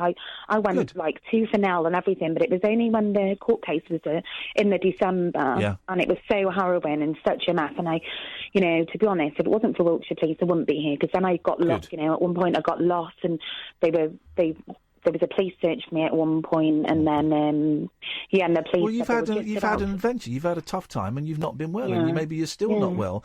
I'm well now. I'm fine. It's heartbreak. Well, then go and be there for your daughter 4 hours a week. Yeah, it's when you're heartbroken. Yeah. You know, there's, you know, people always try and pinpoint a situation. You're heartbroken or upset or angry. I wouldn't even be ashamed if I said I had a mental health problem now or whatever. I wouldn't be ashamed. But the fact is, it's the physical pain that, you know, some people can't live with pain when they even split up with their husband or their boyfriend or whatever, lose their job. It's the pain I can't deal with. People can do anything they like to me, say whatever you want to, but when it's physical pain like that... Go and bask in the sunshine glory of your daughter's beautiful smile for 4 hours a week. That's the best medicine, man. I can't believe just... That's the best medicine. Oh... You just get the heartstrings too, don't you? Well, I don't know. You're just so lovely. Kiana, listen, I got to go. Give us a call later in the week if you want, okay? I'm glad we finally got to speak. Thank you so much. And I just wanted to be honest, really, because I didn't want to upset all of my friends and my followers and different things like that and just, like, shock them with all that stuff. But you're right, it's never the answer, and you just got to try and get through things best way you can, and sometimes you've got to hit rock bottom to get better, you know? Yeah, you're right. Hey, listen, it's really nice to talk to you. I bet you're an amazing mum, and go and rebuild that relationship, okay? And we'll speak soon. Yeah, thanks, Ian. Take care, love you. Bye-bye. What a nice lady. Gosh, she's had some adventures, hasn't she? What a nice lady. It's tough, isn't it? It's tough being a grown-up. It's tough. Dredge, stay there. Giselle, stay there. 0344 499 1000. This is Talk Radio. The Late Night Alternative with Iain Lee. Unfiltered night talk with the original king of unconventional conversation on Talk Radio. We have ways of making you talk. Ah, man. Sat at the boys this weekend. It was a tough weekend because I was feeling lousy. I've been feeling very, very low. I'm putting on a smile today, but flipping it, man, it's been tough. And Sunday did not go well because the two projects I initiated. Yes, that doesn't feel right. But yet it's so right. Both ended badly. Why? The first one was my sister gave me a crystal radio kit from the Science Museum for 8 and up. She said, "Oh, you might want to do that with the boys." So I was like, all right, we'll do it. We're doing it. Sunday we did it, and we got it out. And it started off quite well. And let me show you a picture of the youngest whilst... let's phone. I really have no idea. Because they like building stuff, don't they? They like building stuff, don't they? They really do. But whilst I was... I haven't got the... Where's the... Oh, so... I'm building stuff with the eldest, and I turn around, and that's the youngest. Oh, OK, that's not helpful, is it? Darth Vader mask on. He's found a Darth Vader mask, right? It's full Darth Vader. And then he's waving a lightsaber. So we're building this crystal radio, and the first, 4 steps are easy.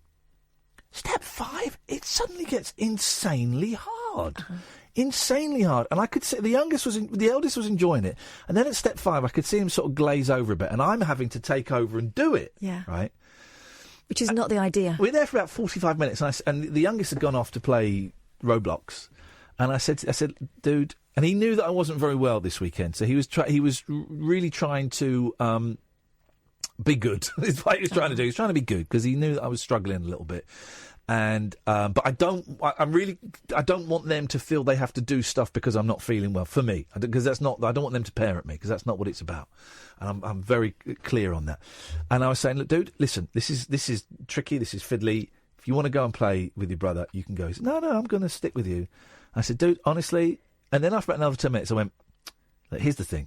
Not only is this tricky, this is really, really boring. And he went, yeah. I said, mate, go and play with your brother. I'll do this, and when it's done, I'll call you back in, and we'll listen to the crystal radio. And he said, I don't. I said, go on. So he went on. He said, are you sure? So I made it. So I made a crystal radio kit, right? And I reminded, actually, I made a crystal radio kit when I was 7 on my own. And you know the thing that these 2 crystal radio kits had in common? They don't work? Couldn't get into it. Couldn't get either. I remember. First of all, I remember the first one I made. You had a wire for the aerial and a wire for the earth. And I remember going out in the garden and putting the... For the earth, For the earth, yeah. But it didn't work. And I'm there going, what over an hour I've spent building this piece of crap, and it doesn't work. And the boys are a bit disappointed, but I put it in the bin. Second thing. See, there's a reason why people don't build their own radios. Yes.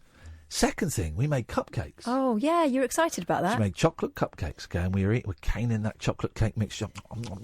It's delicious. I said, we've got to save some to put it in the cakes, and put it in the cakes.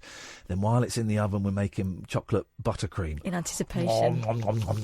Just caning it. I made shed loads. We had 5 times the amount of buttercream that we needed, right? And then I took the cakes out after 20 minutes. They hadn't risen. And they were burnt. They were burnt. The oven was too hot, I think. I think that's what that is, because that oven gets hot. I should have used there's a cake oven in one. I've got an Arga. I've got no idea how to use it. I should have gone for there's a cake one. One of those underneath is a cake one. I don't know what the difference is. Don't look at me. But because that oven gets hot, I followed the instructions perfectly, but it gets a lot hotter. And so the cakes were ruined, and the crystal radio was ruined. So that was lousy. It was lousy, Dredge. Well, what is the difference between a normal radio and a crystal radio? Crystal radio, you don't need batteries. Don't you? No, you don't need any power for it. No, crystal radio. It's called a crystal because you have a diode that is used. I know because I read the boring history bit at the start, thinking this would be a fun project. You have a diode that capture that, and the coil.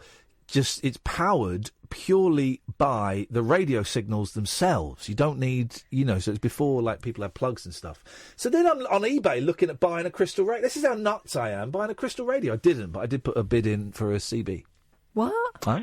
A CB? Yes, I did, mate. Really up with the times. Yes, mate. Breaker 19, etc. Yeah, so it was... That's a great idea, get some CBs going. Well, every 5 to 8 years since being a professional broadcaster, I will buy a CB, realise nobody's listening, and I will throw it away about 2 years later.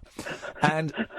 I bought one with 11 o'clock show money, and I lived in a nice house, Tapford Towers, and I bought a big aerial, and I've shoved in it, like, big aerial, like a 12-foot aerial. I didn't want to pay to get it put on the roof, so I just shoved it out the window, and I got some cab drivers and a racist trucker. Then I got rid of that when we moved, and then I bought a handheld about 6 years ago and couldn't get anyone on it and chucked it away. And now I've putting in bids for exactly the same handheld, a Midland 42. It's probably actually the same set. Yeah, it could be, man. But here's the thing. Here's the thing that did blow. Oh, and it was lousy parenting because I let them play too many video games because I just wasn't up for moving. And I showed them Once Upon a Deadpool, which is the children's... Have you seen it? The one with Fred Savage. The children's version of Deadpool. By the way, Fred Savage, The Wonder Years, yeah? Yeah. Yeah? You know it, Dredge? Yeah. What a handsome man he's turned into. Doesn't look anything like Fred Savage, though. Doesn't look anything like him. But he's handsome. This is a children's version of a Clint Eastwood film. No, not the Clint Eastwood Deadpool, the Ryan Reynolds, very sweary superhero. And I found out that it was on Amazon. So I said to the boys, all right, have you found Fred Savage? Yeah, I used to really fancy him. It doesn't look like him, though, does it? I think he still looks like Fred Savage. But let me see a picture of him, because I think you're looking at the wrong guy. Yeah, that's him. He looks more like my ex-brother-in-law. Does he? He does, actually. So Deadpool is a very, very sweary F-bomb, S-bomb, breaks the fourth wall a lot, sexual movie, right? But they've made this version, Dredge, for kids, right? Oh, great. So I thought. So I put it on. Right, and it's intercut with Fred Savage as his character from Princess Bride. Right? Okay. And those bits are very funny. Mm-hmm. Does he say, is this a kissing book? No, right, there's a bit where they're kissing and it cuts back to Deadpool reading, and Deadpool's going, go on, say it. Say what? Say it. What, is this a kissing thing? Because I was 12 then, and actually I think kissing is quite a nice, intimate thing, so I'm not going to say it. It's funny, but it's still really, really sweary. All the F-bombs are gone, but there's about 50 S-bombs in there, and my boys do this funny thing, Dredge. Every time they hear a swear word, they go, "Oh, here it goes." So every S-bomb, they just look at each other and go, "Oh, here it goes." I don't know where it's from, but they do that.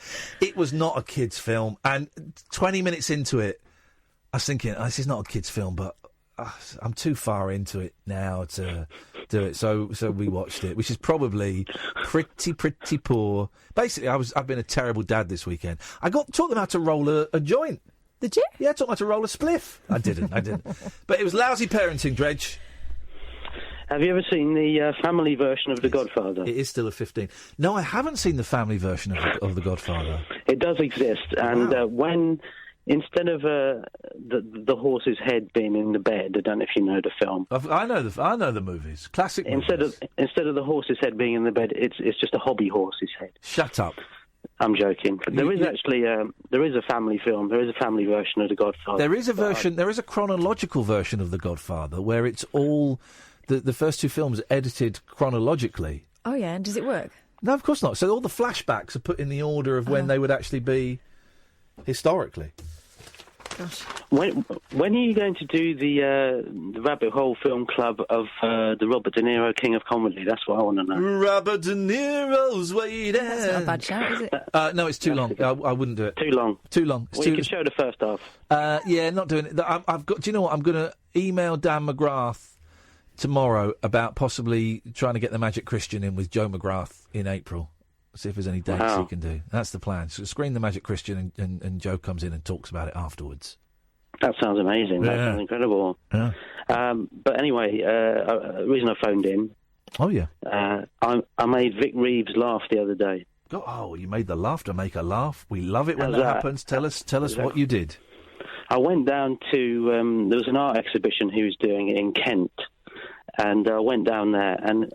I don't know, I didn't really expect to see him. Well, no, you did, because you told me the other day about you went to an art exhibition expecting to see him, and instead you got beaten up in an alleyway or something. I wasn't really paying attention to your email. Yeah, that is what happened. Yes. But well, after that I thought, well, I'll just give it one more go. And, yeah, he was there in a very, very small room, a very, very small, crowded room. Yeah. And... he was looking a bit perturbed, not surprisingly, because he was, being crowded by all these strange people. And anyway, I said to him, he was wearing a vintage sort of pop badge of some sort. Oh, yeah. I said, what's the badge? He said, it's the best of bread. I said, well, that is nice to eat. I didn't think that was particularly funny, but he started laughing at this. What? Gosh. And... well, that is nice. And then he had this photo shoot. Yeah. He was having a photo shoot, and he started laughing during this photo shoot. So people were looking at me like I'd ruined this photo shoot. Oh God! He was still laughing at. He was still laughing at the "well, it is nice to eat" line. Still laughing at the not particularly good line. Yeah. Wowzers. And he has gone downhill. Maybe he was laughing at you having the sheer audacity. Yes, that could have been it. I'm going to say something now, and please take it in the spirit that I'm going to offer it. I'm offended already. Don't be. I think you've just got a naturally very funny face, and that's probably what came across. Thank you. Well, I like to think so. Did you have your satchel as well? But it was in view. Beautiful. That's what people like. Here we go. Here's a fun thing. So I played that song, Va Va Voom, earlier on. I don't know if you heard it. Oh, yeah. Good song, right? Yeah. Well, then the next song that's popped up on my YouTube is by Crackers, and it's called Judy, Judy, Judy. Should we have a listen to it? I've got no idea what this is. It's got to be a Cary Grant thing, hasn't it? Already, this is my favourite song of all time, ever. This is going to be a classic. Here we go. Right. Here we go.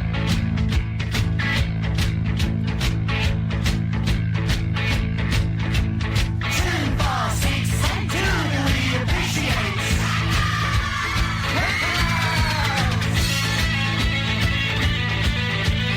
This is amazing!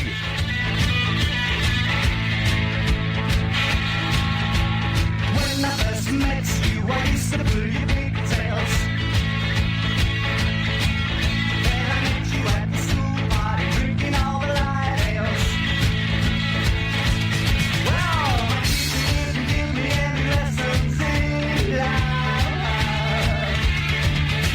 I'd like to tell you, Julie, all the things I'm dreaming of.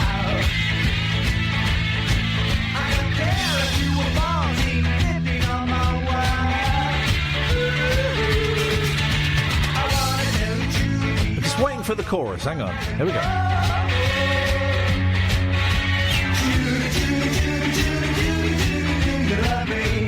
That's a bit rubbish, actually. Anything else, Reg? Loads. Thanks very much for your call. He's a man of mystery. Late night conversation worth losing sleep over. The Late Night Alternative with Iain Lee on Talk Radio. We have ways of making you talk. Cha-cha-cha. 03444991000 is the telephone number. Let's go to Giselle. Good evening, Giselle. Good evening, Iain. Good evening, Giselle. Welcome to the show. Thanks. Have you got your tickets, or are you buying tickets on the door? Definitely on the door. Well, then I'm afraid the £10 ticket, if you'd bought it in advance, is now £15, please. Plus, you have to pay a £2 membership. So that's £17. Excellent. Per person. You do not get a badge, but we will stamp your hand with Catherine's foot. In fact, I've run out of stamping, so I'm just going to draw on your hand, and it will be a crying cactus. She's going to draw a crying cactus with the only... We've run out of pens, so it'll have to be with a tattoo gun. Oh, dear. Hope that's acceptable. We've run out of pens, so it'll have to be a tattoo gun. This is actually the worst nightclub in the world. Yeah, but people still want to come. Never liked cactuses anyway. No, well, that's why it's crying. That's the fun scene to one side and scene. And now we move to the point of Giselle's call. How are you doing, Giselle? You weren't doing great the other week. How's things today? It's none of your business. Hey! Donald, where's your trousers? Yes, man! High-fiving on behalf of Giselle, although we kind of just missed that high five, but we carried on. It was more of a high 2.5. My hand's too sore from the tattoo gun. Yeah. Oh, we go. You be careful with that. All right. What can we... Just reading a text. What can we do for thee? I have no agenda, actually. I was just seeing how you were. You're not great. No, me neither. Not great. Yeah, sucks. I feel like I have reason to be irritated at basically people not doing their jobs properly, but I have no energy to be irritated at them. I'm just like, ugh. God, you are, Paulie. Yeah. I know that if I can't be irritated at people, then something is seriously wrong. Yeah, I know, right? Who should you be irritated by that you haven't got the energy to be irritated by? Basically, some people I'm trying to get some records from to speak to my legal team about being able to work, and consequently they can't communicate with each other, so they've emailed me going, were you known by a different name at that time? And I'm like, if you read 3 emails back, I actually explained all this. It's like, do your job properly, come on. Jeez. Do you know what, you've just reminded me, I've got to email the insurance company to get the money that they owe me. I've got to email them my bank details. I'm just reminded of bureaucracy. Bureaucracy? Yeah, there's an extra U in there, but it's fine. It's bureaucracy. No. That feels right to me, Giselle. Bureaucracy? I think you're undermining bureaucracy. Bureaucracy. No. Bureaucracy. Bureaucratical. Something like that. Bureaucracy is the thing that I hate the most, and it's companies and councils and organisations and governments, and no one can speak to... It's a different department. You'll have to... No, but it's the same company. It may be a different department, but you're closer to it than I am. I'm just a person at home on the phone trying to make my way through life. God's sakes! I have to speak to my legal team that have to speak to immigration, but if I complete an application form and I get the positive answer, immigration don't actually talk to the Home Office, but without the evidence from immigration, then the Home Office can't do what it is I need them to do, and it's just like nobody talks to each other. It's a bureaucratic nightmare. That's a different thing. She says it properly. That's the thing. It's a different thing. We have got, as you know, Giselle, I feel very firm believer that we have got too many immigrants in the country at the moment, so actually... If in doubt, chuck them out. That's a great philosophy, and that's going to be the motto of this show from now on as we head into a bold, brave, new, post-Brexit Britain. If in doubt, Catherine... Chuck them out. Here we go! I was born in London, I'll have you know. Get out! That's what they all say. Yeah, exactly. Like that. It's like that rapper. That rapper who's he's been arrested. All his rap songs are like about growing up in Atlanta and stuff like that. But he's from London. Mm-hmm. Have you heard this? No. It's called Ice. He's got picked up by the Ice. He's not called Ice. Is he not called Ice? He's not. No, he's not the called 60... something 21. Oh, he's not the 69 guy, because the 69 guy's been done for assault and battery. No, let me find out. The YouTuber's been done for child pornography. Yeah. But the 21 has been done because all his songs are about, hey, I grew up in Atlanta and my mama would tell me off. 21 Savage. That's it. But he's from like Dalston or something. So Giselle. Fraud or something. Like, I don't know if lying in a rap song is impersonation. Lying in a rap song. I don't know if lying in a rap song is actually punishable. There's quite a lot of boasting in rap songs. I'm not sure I believe any of that stuff. I'm not I think a lot of rap is hyperbole.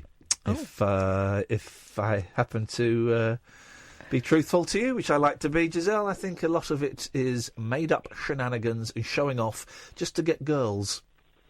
Ooh. As long as there's not hanging out by high schools, it'll be good. Exactly. Oh, don't we know that? Don't we know that, Mr. Richard Kelly? Robert Kelly. Richard Kelly is completely innocent. Sorry, Richard. Giselle, I'm going to cut you off now.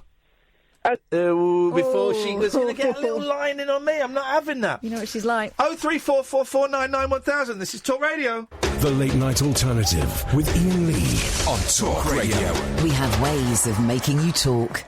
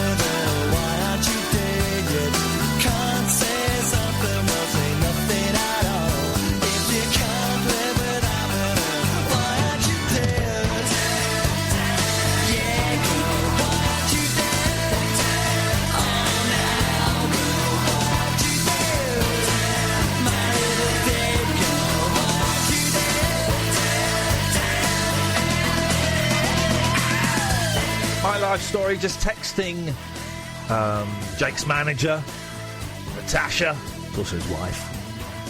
See about them coming on, because that'd be exciting. He's caught up in this whole Pledge Music thing. Pledge Music is a website that musicians use to say, look, we want to make an album, we need £10,000 to do it, and, you know, we haven't got a record deal, so we want the fans to pay for it.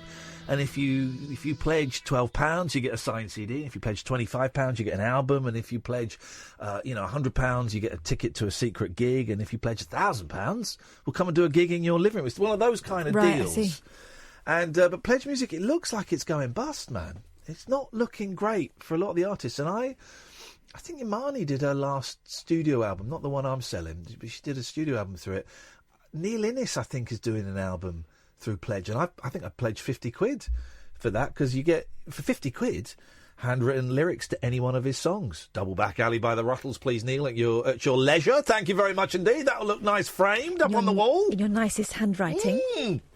Do it tidy, please, Neil. I want that on the wall in a nice little frame next to me. Geek Love by Narina. Thank you very much indeed. So anyway, I've just texted, and hopefully Jake will come on in the next week or two. Tomorrow night, Robbie Vincent is coming in, which I'm looking forward to. Big fan, so that'd be cool. Saturday, one good parenting thing I did do this weekend. We went swimming. There's a swimming pool near us, and between 1 and 2 on Saturday, it's family swim, which means they chuck in a load of balls and floats into the. It's like what did they used to say at the end of It's a Knockout? You don't even remember It's a Knockout, do you? Yeah, I do. It was obstacle courses for kids, and then they'd have the last round was in the pool. Was it It's a Knockout? Was it not We Are the Champions or something? We Are the Champions, thank you. Everybody in or something, wasn't it? There's only one way to find I vaguely remember it. I remember It's a Knockout. That was the big inflatable outfits. We don't mention It's a Knockout. It was hosted by a nonce. Oh, yeah. We Are the Champions kids show ending.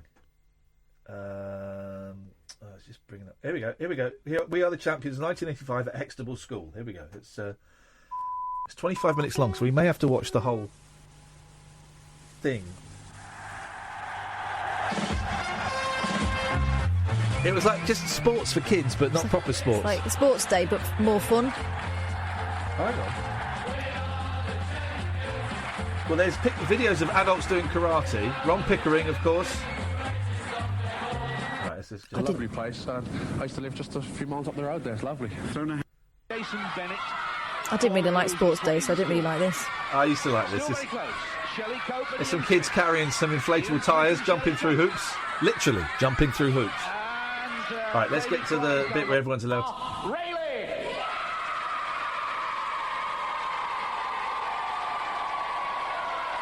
You're saying into the pool? In you go or something, wasn't it? Will get transferred to our master scoreboard to see whether they make the semi-finals of the finals of We Are the Champions, which will be held in. And wishing you the best of luck in the athletic season. Thanks. Smashing day. Okay, now where are we next week? We're in Magherafelt in County Londonderry. You're doing the voice for. Celebrity then will be Martin O'Neill, that lovely soccer player for Northern Ireland and Notts County. Meanwhile, there are just 3 words left for our competitors who are waiting on the bank. That is, away you go! Away you go. I jump in the pool. So I did that. So we just went swimming, and it's great. It's a tiny little pool, right? There was no one there. For the first 20 minutes, it was us and 3 other people who were right at the other end. And then it got a little bit busy. There was no one there. We had the pool to ourselves. It was luxury. And then Saturday night, I took the boys to see... I would call it a pop concert because I'm quite old. But it's one of those... the DJs. I took them to see a superstar... Took the 2 boys, 7 and 9-year-old, to see a superstar DJ. This isn't even a joke. One of the biggest... We went to a gig, and this is a fact. There were over 1 million people at this gig on Saturday night. That's right. I took them to see DJ Marshmallow Head, who was streaming live on Fortnite. It was on Fortnite, but we were still there at the gig. Yay. Did you not see it, Sam? It was a gig. There's a DJ called DJ Marshmallow Head, and he has a marshmallow as a head. He's a real superstar DJ. And my eldest was going, there's like a live event tonight on Fortnite. And so I looked into it. I said, it's at 7 o'clock. I said, well, look, we'll do it. We'll watch it. So he's playing Fortnite, and you had to go to Central... What's the park called in Fortnite? Anyone? Central Park? Palisades? It's going to say it's called Palisades Park. I don't know what it's called, but we'll call it Palisades Park. And so everyone had to be at Palisades Park at 7 o'clock at night, right? And then they couldn't. Then suddenly at 7 o'clock you couldn't kill anyone anymore. And DJ Marshmallow Head comes out. Hey, Fortnite, how you doing? Are you ready for some music? Here we go! And then DJ Marshmallow Head stood up on this stage at Palisades Park in Fortnite. And he's playing, like, records and stuff. And it goes all psychedelic visuals. And then there was one bit where everybody just started floating up in the air. And there were, like, giant hologram robots, like, dancing and stuff. And on Fortnite, of course, you can click buttons. You can do dances. Yeah. So everybody's just there, like, doing all these... Flossing. Doing all the floss. No one flosses anymore. I thought the floss came from Fortnite. Well, no. Didn't it? No. Yeah. It did. No. Yeah, it no. did. Well, actually, no, it didn't. The floss was before. They made it popular, okay? The floss came before Fortnite. So thanks very much indeed. Can you do it yet? Very, very slowly if I really, really concentrate and there's no one else around. It's the best way. So everyone's dancing. There was a 10-minute concert by DJ Marshmallow Head. It was, honestly... It was so... I said, give me that controller, boy. We're turning this up. We had it up loud.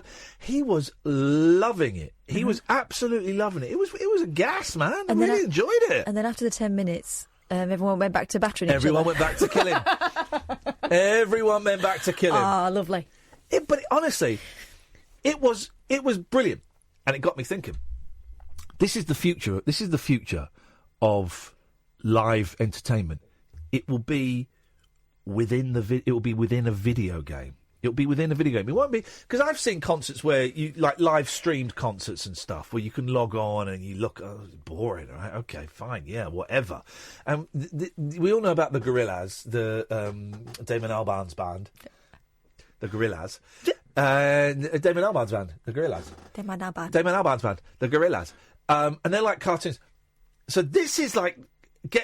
is like the first thing I said, and I forgot what it was, plus Damon Albarn's band, the Gorillaz. And it's like making it, so you're in a game. Nothing's there's real. A concert happening in front of you. And he must have been doing it live. He must have been in like Fortnite headquarters, which I think are in Warwickshire, doing it live. And everyone was like, yeah, and everyone was loving it and was dancing and was boogieing on there. It was great. It was a great vibe. I'm surprised you weren't there, Sam. You're a young guy. Oh, maybe not as hip as you'd like to think you are. I think he was at an actual event with real people. Was he spinning discs? I was there. No. Did he put a CD on? No. Screw you, Grandma. Up yours, Florence Nightingale. Get lost, Queen Victoria. Wow. This was a real live event with people there. Why are you backing away from Because me? you're doing the explaining hand and it's very claw-like. Well, no, honestly, it was a real live... Scooped with your facts. It was a real live event with real people there. Very nice. And do you know what? Go on. Do you know what? The beer wasn't £4.50 a pint. I don't know if that is good or bad value for beer. I haven't bought a beer for quite a long time. The beer wasn't £4.50 a pint. Is that good value? I don't know. I don't buy beer. Because beer to me, when I stopped buying beer, was like £1.80 a pint. But maybe £4.50 is like cheap because fags are like £12 a packet. Well expensive, yeah. So maybe £4.50, Sam. Is that about average? Is it? Is that London prices though? That's London prices though. Flipping that one. Flipping it. No, the beer that I sold my boys was £5 a pint. But don't worry, they weren't going to get drunk. I watered it down quite heavily. Can I read you a bit? 0344 499 1000. So I've finished this Kenny Rogers book, right? Let me... And does he? Don't be a dick. He does when he's 55. He hooks up with a 26-year-old. That's his... He get? No, he's not. That's his wife now. They're married. They've been married for a long time. It's his fifth wife. I can talk. Let me find this thing. You know that he started a fried chicken restaurant, Kenny Rogers Roosters. Oh, I've just realised that sounds rude. You shouldn't do that either. Kenny Rogers Roosters, does he? Let me find he does the most. He does the most irresponsible Christmas show that I've ever heard in my life. Kenny Rogers Christmas. Well, here we go. I mean, there's a world of possibilities. Let me find Isn't it. there? Oh, dear. Okay. Let me find this. This is going to be worth it. Hit the ads. I'm going to find you something good in a minute. Across the UK, online and on DAB. The Late Night Alternative with Iain Lee on Talk Radio. I knew I should have folded the page on the bit that I wanted, but I thought, oh no, I'll find it. It's the bit where it's. Oh, here we go. Found it. Right.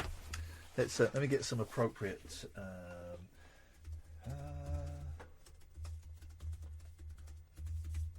we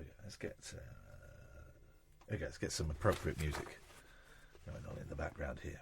0344 George Stader, come to the 0344 499 1000 is the phone number. So,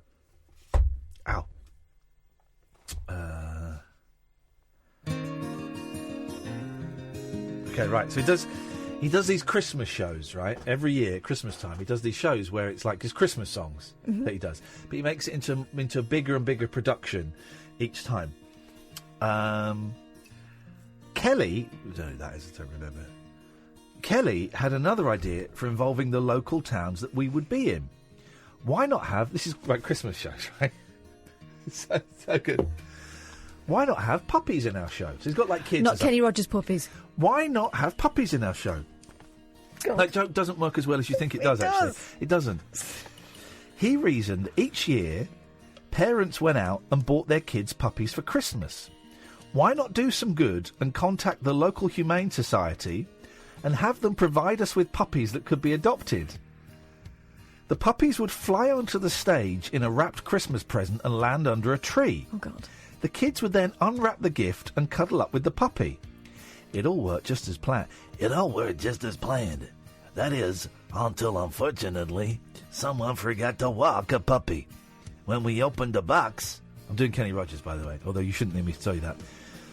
When we opened the box, nowhere to fold him, nowhere to walk away, and nowhere to run.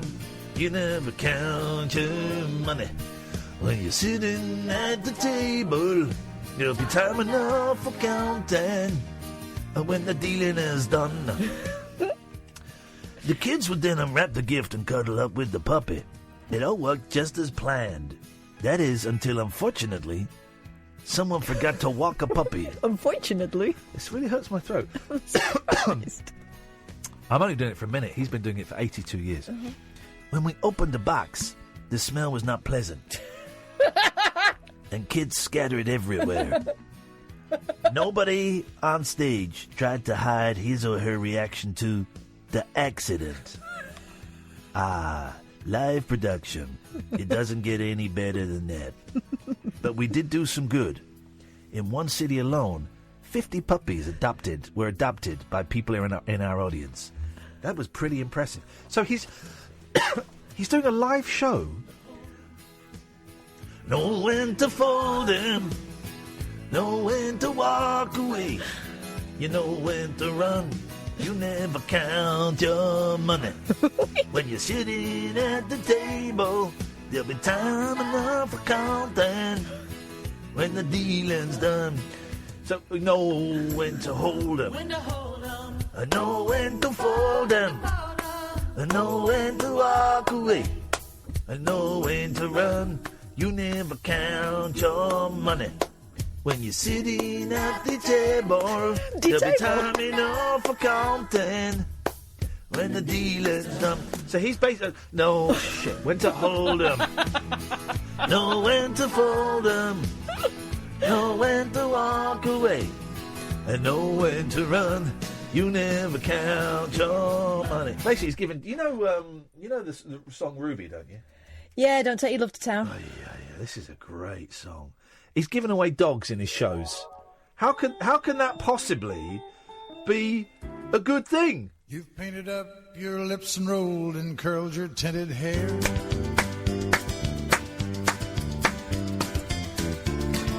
Yeah. Ruby, are you playing on? Going out somewhere. Here we go. The shadow on the wall tells me the sun is going down. Oh, Ruby,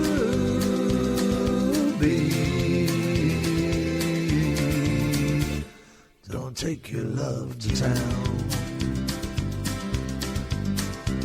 It wasn't me that started that old crazy Asian war. He's been blown off, hasn't he? He's had his legs blown off, excuse me. He's had it shot off. He's had his legs blown off, and she's going off and blowing off the town. Then he kills her. Does he? Yeah, he kills her. Let's just check that fact. I don't want to libel him, but I think so. Don't take your love to town. Here we go. Oh, Ruby.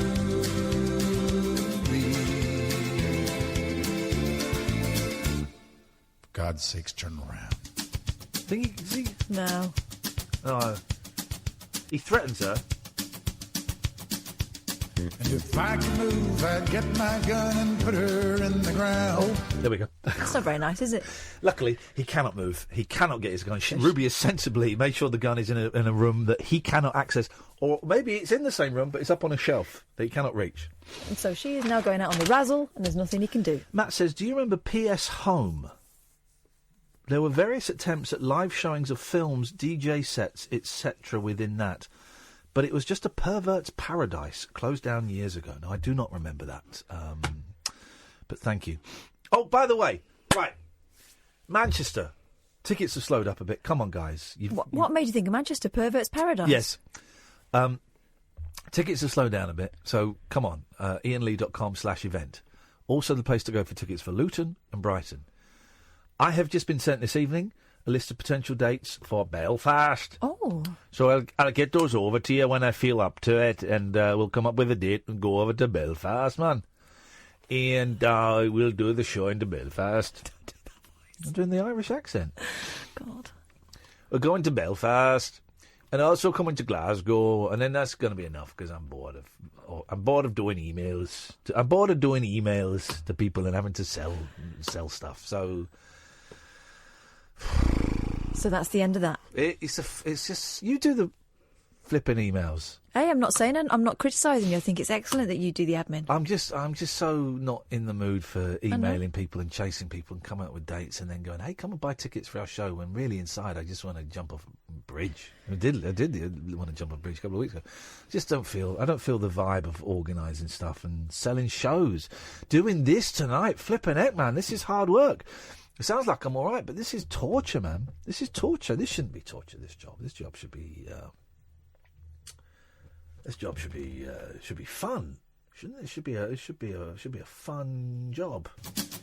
And if I could move, I'd get my gun and put her in the ground. There we go.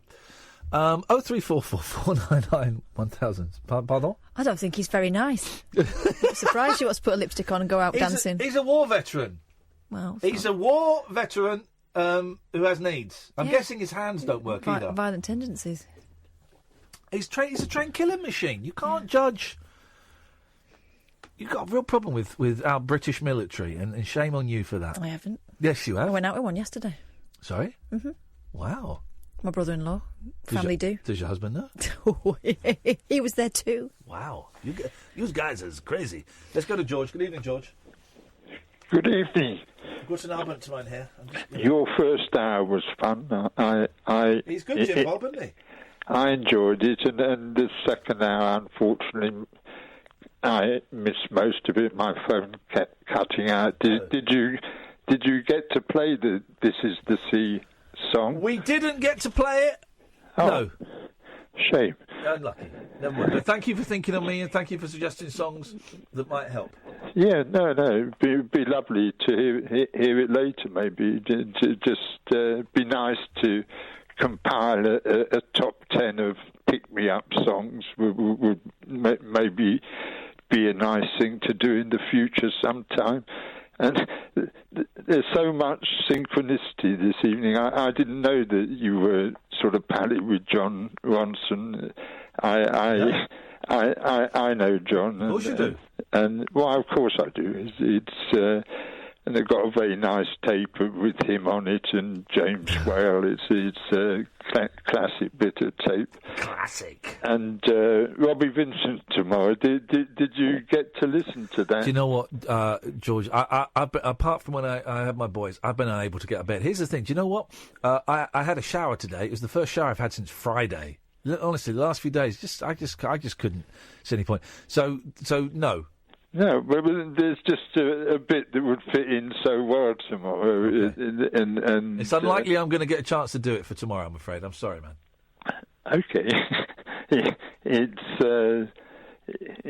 not the only shame in life, but do you know of a writer called Ian Marchant? I don't think so. I don't think that name rings a bell. I think you would like his books. There's all sorts of synchronicity in my mind going on with Ian's and John's and sort of, yeah, if you check Ian Marchant, I think you might enjoy his writing. He was a guy I met at Glastonbury and I'm sorry our conversation came to an end before I could make a rainbow connection. I wanted to do Jim Bob, an Odd Job, and Ian Mob. What?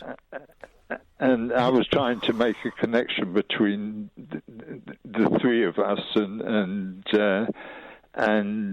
involve us all in something wonderful. But we are involved in something wonderful. We're involved in the death throes of this show. No. Do you think you could get my telephone number to Jim Bob? No. Why? Because I don't want to put any pressure on my guests, and I think it would be improper for me to say to a guest, "Hey, by the way, here's a phone number of a guy that calls the show." I just think it would be improper and unprofessional. So no.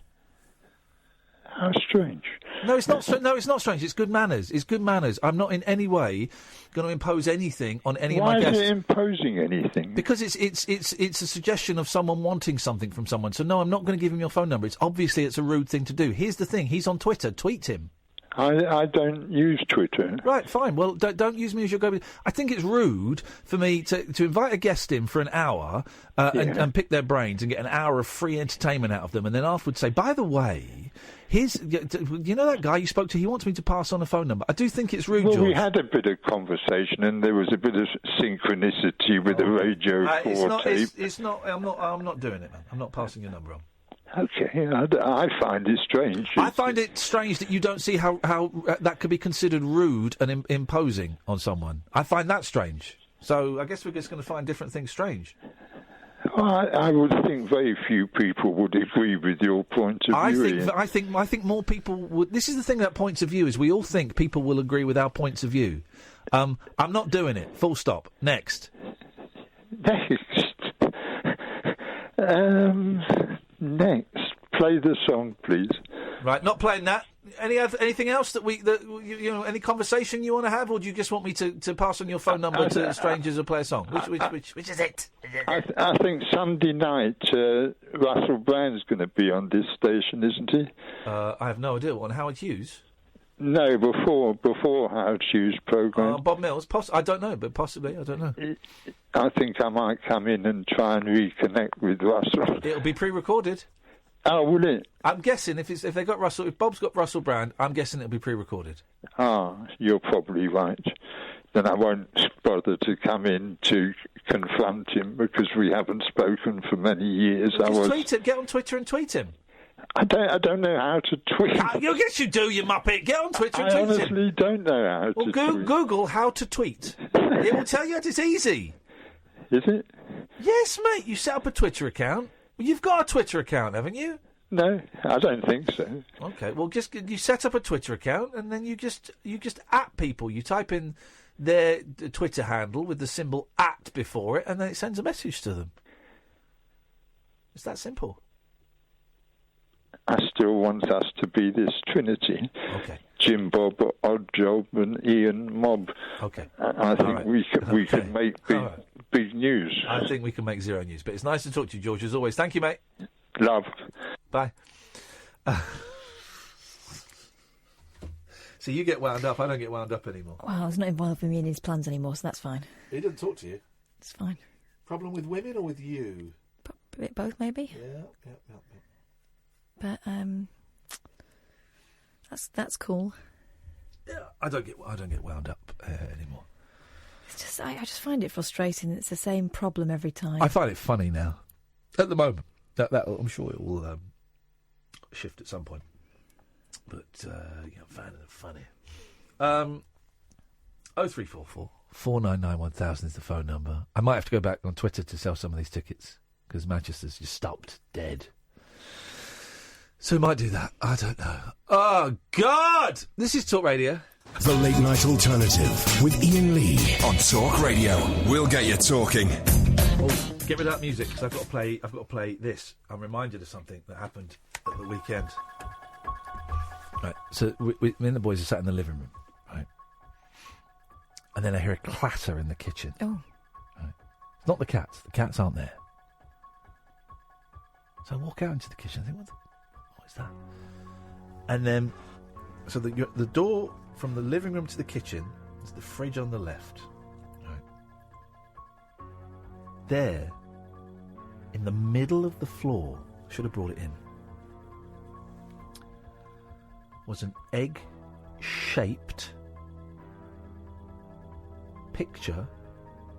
painting of a pair of eyes. Oh. Just there in the middle of the floor. I looked up, nothing. Looked to the fridge, nothing there. It had fallen. There's a word for it. Ghost people will know this. I can't think what it is, but there is a word for it when things just fall out of thin air and land on the floor. There's a word for it. 0344 499 1000 if you know it. Is it materialisation? Could be. I thought it was something like transmography. But it isn't that. But it's that kind of... Isn't it transmography? Google transmography. Because if that's it,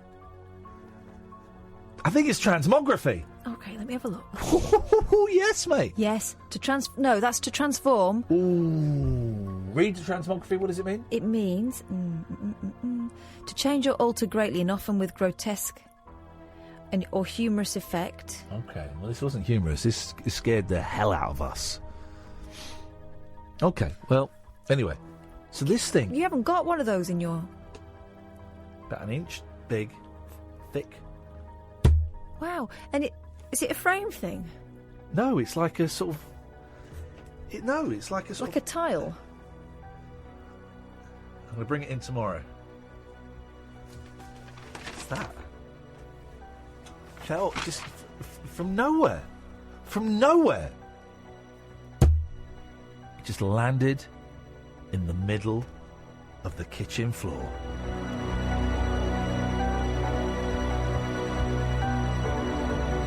Wow!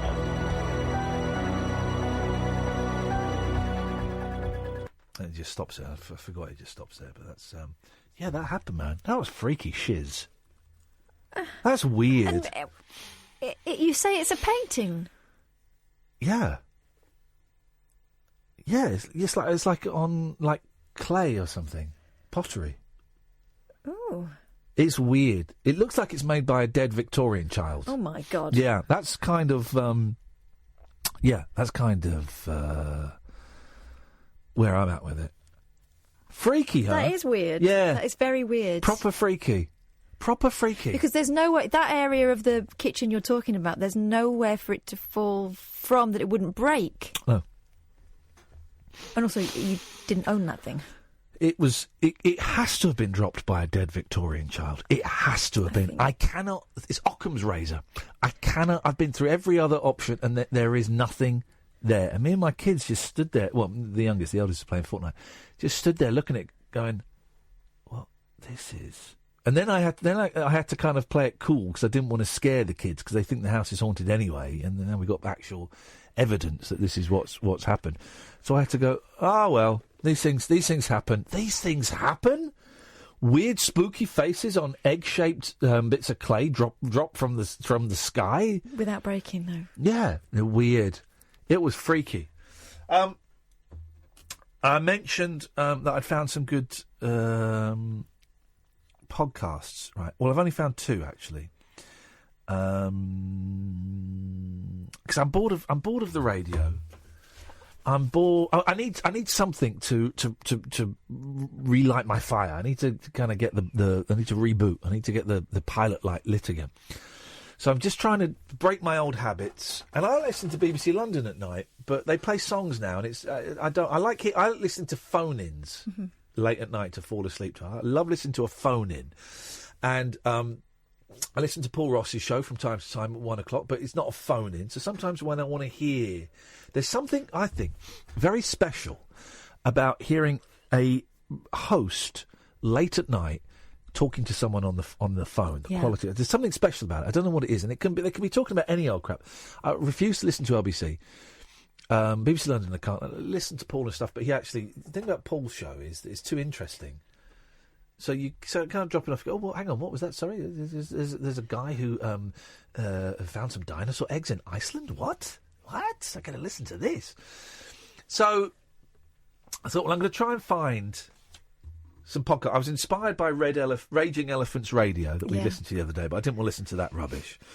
So I was kind of looking. I wrote to the drag queen in question, but they've not got back to me. Well, they're probably too busy converting children into gay lifestyles. Well, according to those guys, yeah. This Cocaine and Rhinestones I quite like, but it's not quite right for me. So I just went onto this. I've got one of those apps that you get podcasts from. Which one is mine? Mine is Castbox, right? So I just typed in like speech radio, talk radio, stuff like that. And I listened to one, and it wasn't. I like the idea of it, but it wasn't very good. It was I can't remember what it was called because I deleted. Did I delete it? I deleted it. It was one where they listened to old horror radio shows from the 1930s and 40s and then talk about it afterwards, and it was great, right? They played this show from 1936 called The Cat Wife, and it's Bela Lugosi, and he has an argument with his wife, and she turns into a cat, and it's like a horror, and it wasn't a great one actually. But then they just spent the next 40 minutes kind of not. I thought they were going to dissect it and give us some facts, and they didn't really, so I was disappointed. But I found 2 that I'm definitely going to go back to. One is this honky tonk radio girl, with Becky on WFMU, which is, if you've been listening to this show, we're big fans of WFMU. Oh, Amanda Nazario sends her love. I sent her a little email. She sends her best to you. And with WFMU, when we went to New York, we did a show from there. So anything with WFMU, I'm inclined to have a little listen to. This is great, man. I've listened to 3 of these now. It's this girl, Becky, and she does an hour-long show a week, I think it is, and she goes out and buys. Well, let's read the description. Where is the? There's no information. She goes and just buys like country records and plays them. And doesn't listen to them first. Doesn't listen to them first. And doesn't talk very much. This is the episode I'm on. Listen, this is where we're at. Hang on. Here we go.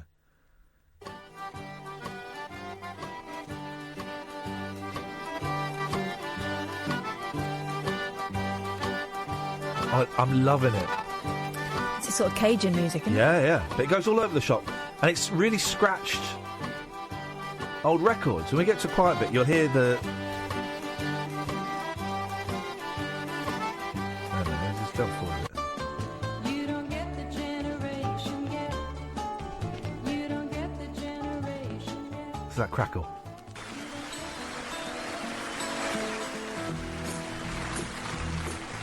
Well, I hear tell you're doing well. Good things have come to you. I wish I had your happiness. You had to do, I could do, I could do, I could do, I could do, I could do. I see you going down the street in your big Cadillac. You got girls in the front and got girls in the back. And way in the back, you got money in the sack. Both hands on the wheel and your shoulders right back. Right here tell you're doing well. Good things have come to you. I wish I had your good luck charm. You do. One night, for no particular reason, I wrote this little song.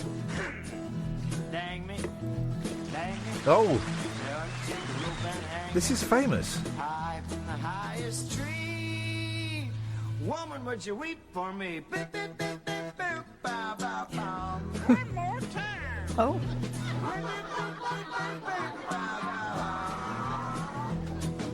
Roses are red, violets are purple, sugar's sweet, and so is maple syrup. And I'm the 7th out of 7 sons. Pappy's a pistol, I'm a son of a gun. So dang me, they ought to take a rope and hang me high from the highest tree. Woman, would you weep for me? It's great, isn't it? Hey, I'm in the market for some new podcasts because all mine are on breaks at the moment. Really? Mm-hmm. Well, this is good. This is Honky Tonk Radio Girl with Becky, and it's an hour of that, right? She does very, very little talking, and I am loving it, and it's kind of nice. I was listening to it while I was reading my Kenny Rogers book. I thought it was quite apt, and I've just been lying in bed, listening to that, and it's great because it's stuff. I don't know it. I don't know. I've known about 2 or 3 of the songs. I recognise that one actually. Dang me, get a rope and hang me. I can't remember who it's by. 0344 499 1000. If you know.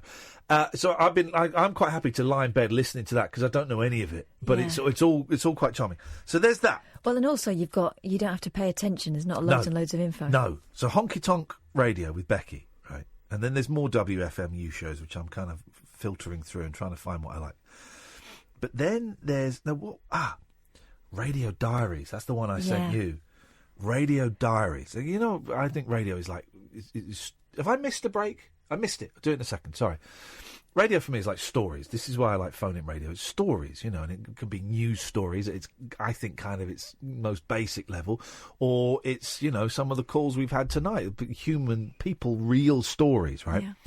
And so there's this thing called Radio Diaries. I've only heard one, but this is the description, right? And as soon as I read it, I was like, yeah, I'm in. First-person diaries, sound portraits, and hidden chapters of history from Peabody Award-winning producer Joe Richman and the Radio Diaries team. From teenagers to octogenarians, prisoners to prison guards, brass saleswomen to lighthouse keepers. Boom, I was in. The extraordinary stories of ordinary life. Radio Diaries is a proud member of Radiotopia. And so I downloaded one, and I listened to one of those. And it was one, I've downloaded a few, but the one I listened to was called Matthew and the Judge. I'm not going to tell you what happens, but as soon as I heard it, it's only 18 minutes long, right? 19 minutes, 28. But they're all quite short. They're all, the longest one I can see here is 31 minutes. The short, it was one for an hour. The shortest one is 3 minutes. Matthew and the Judge, Radio Diaries. I sent it to Catherine, and it's recorded beautifully. So what they do is they call it a tape recorder, but they give a tape recorder to someone and they just edit their story. So they give it to this 16-year-old dude who's been a 16-year-old kid who's been in young offenders in America. It's like his second time, and is he going to get out, and will he turn his life around? So he's got one, Matthew, and then the judge who's going to decide whether he gets released or not gets one as well, and they talk about their lives and their jobs and how they ended up where they ended up and what they, dreams and stuff.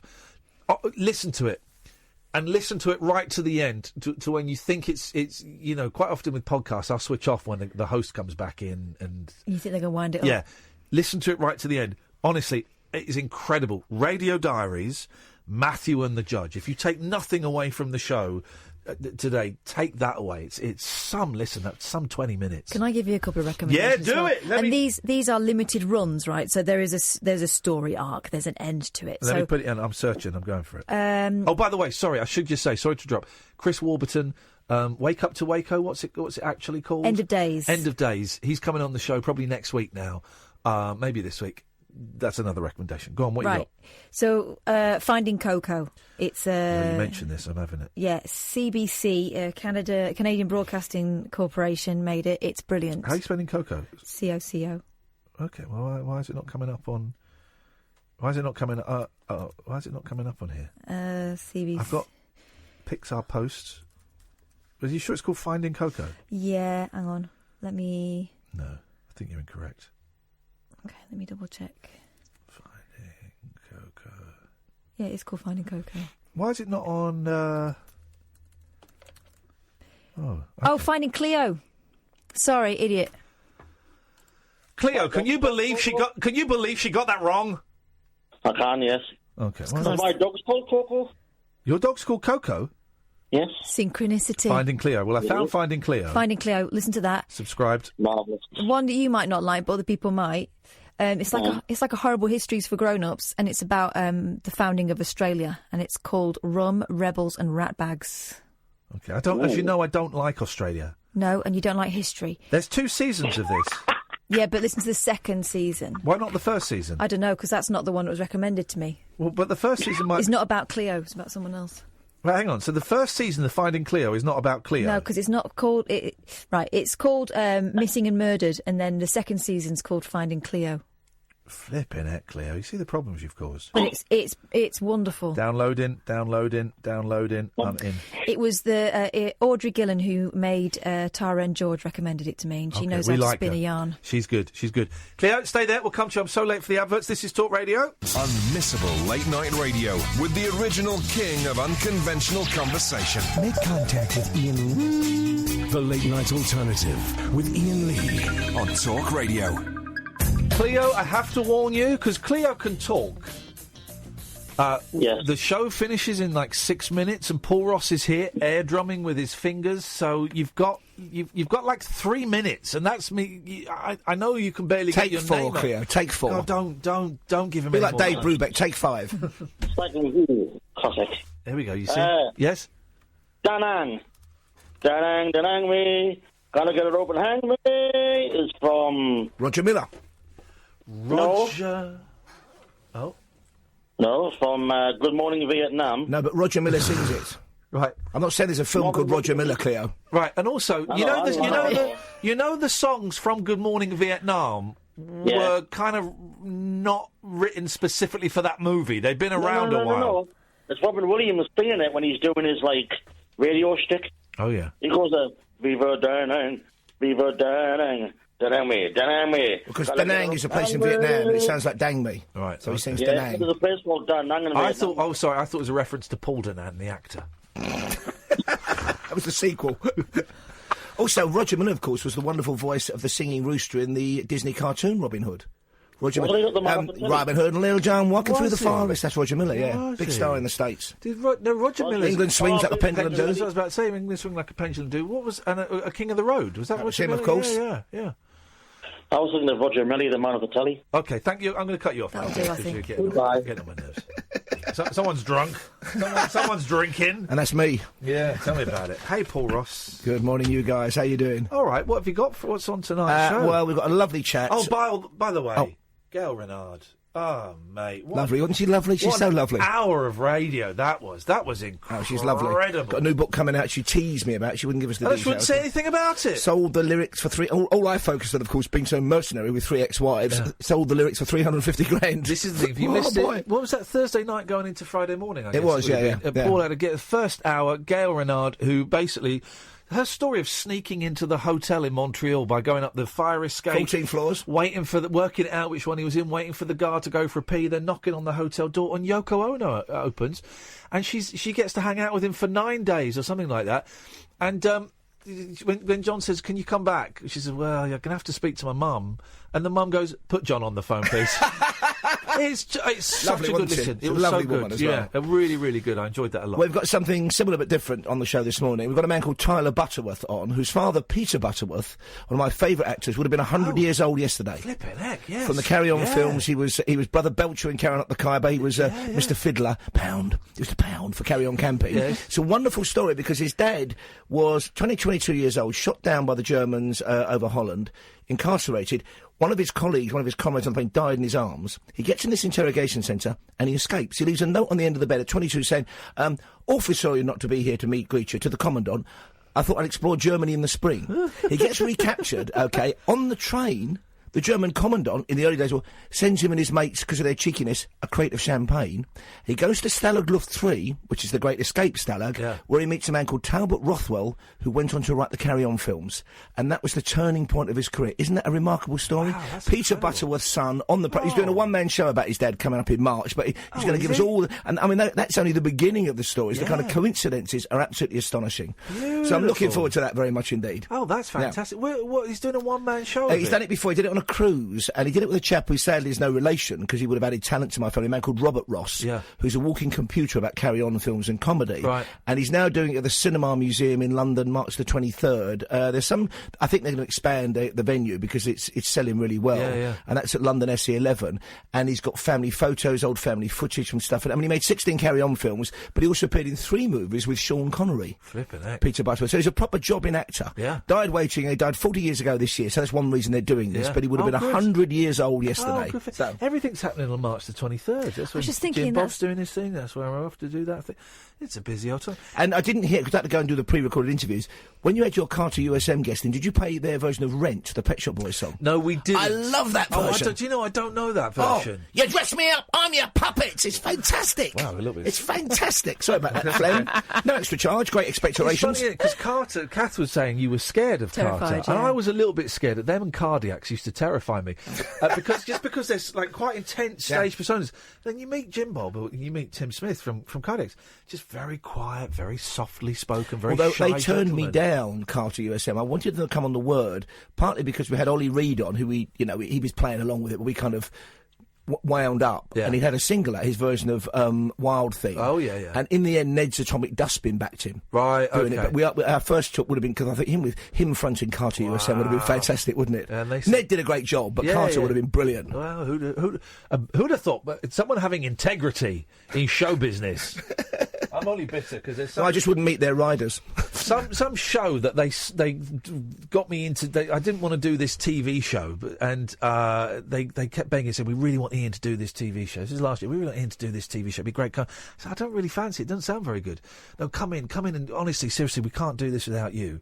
And I went in for this meeting, and they said, "Look, you've really got to do it. This would be great." And in the end, I went, "All right, I'll do it." Well, I've just seen it's on next week, and what a surprise! I'm not in it. They've got other people doing it. What a lousy business we work in, full of scumbags and charlatans and liars. As we know, trust me, showbiz speak for FU. Really, I couldn't believe I saw it. Trust me, we need you. So it's called Celebrities on the Beat or something. I think you were right though, from the title alone. I mean, I'd have done it. 50 quid, I'll show me arse. But I'd have done it. This is the thing. We could have done with the money. So you need Paul Ross for this one. Anyway, and believe me, you can afford him. Sam, thank you very much. Catherine, thank you very much. Thank you to Jim Bob, and thank you to all of our callers tonight. Every single one of them was excellent stuff. We will be back tonight at 10, but do stay listening. Coming up after 1 o'clock, it's Paul Ross. Dear listener, you are listening to Talk Radio.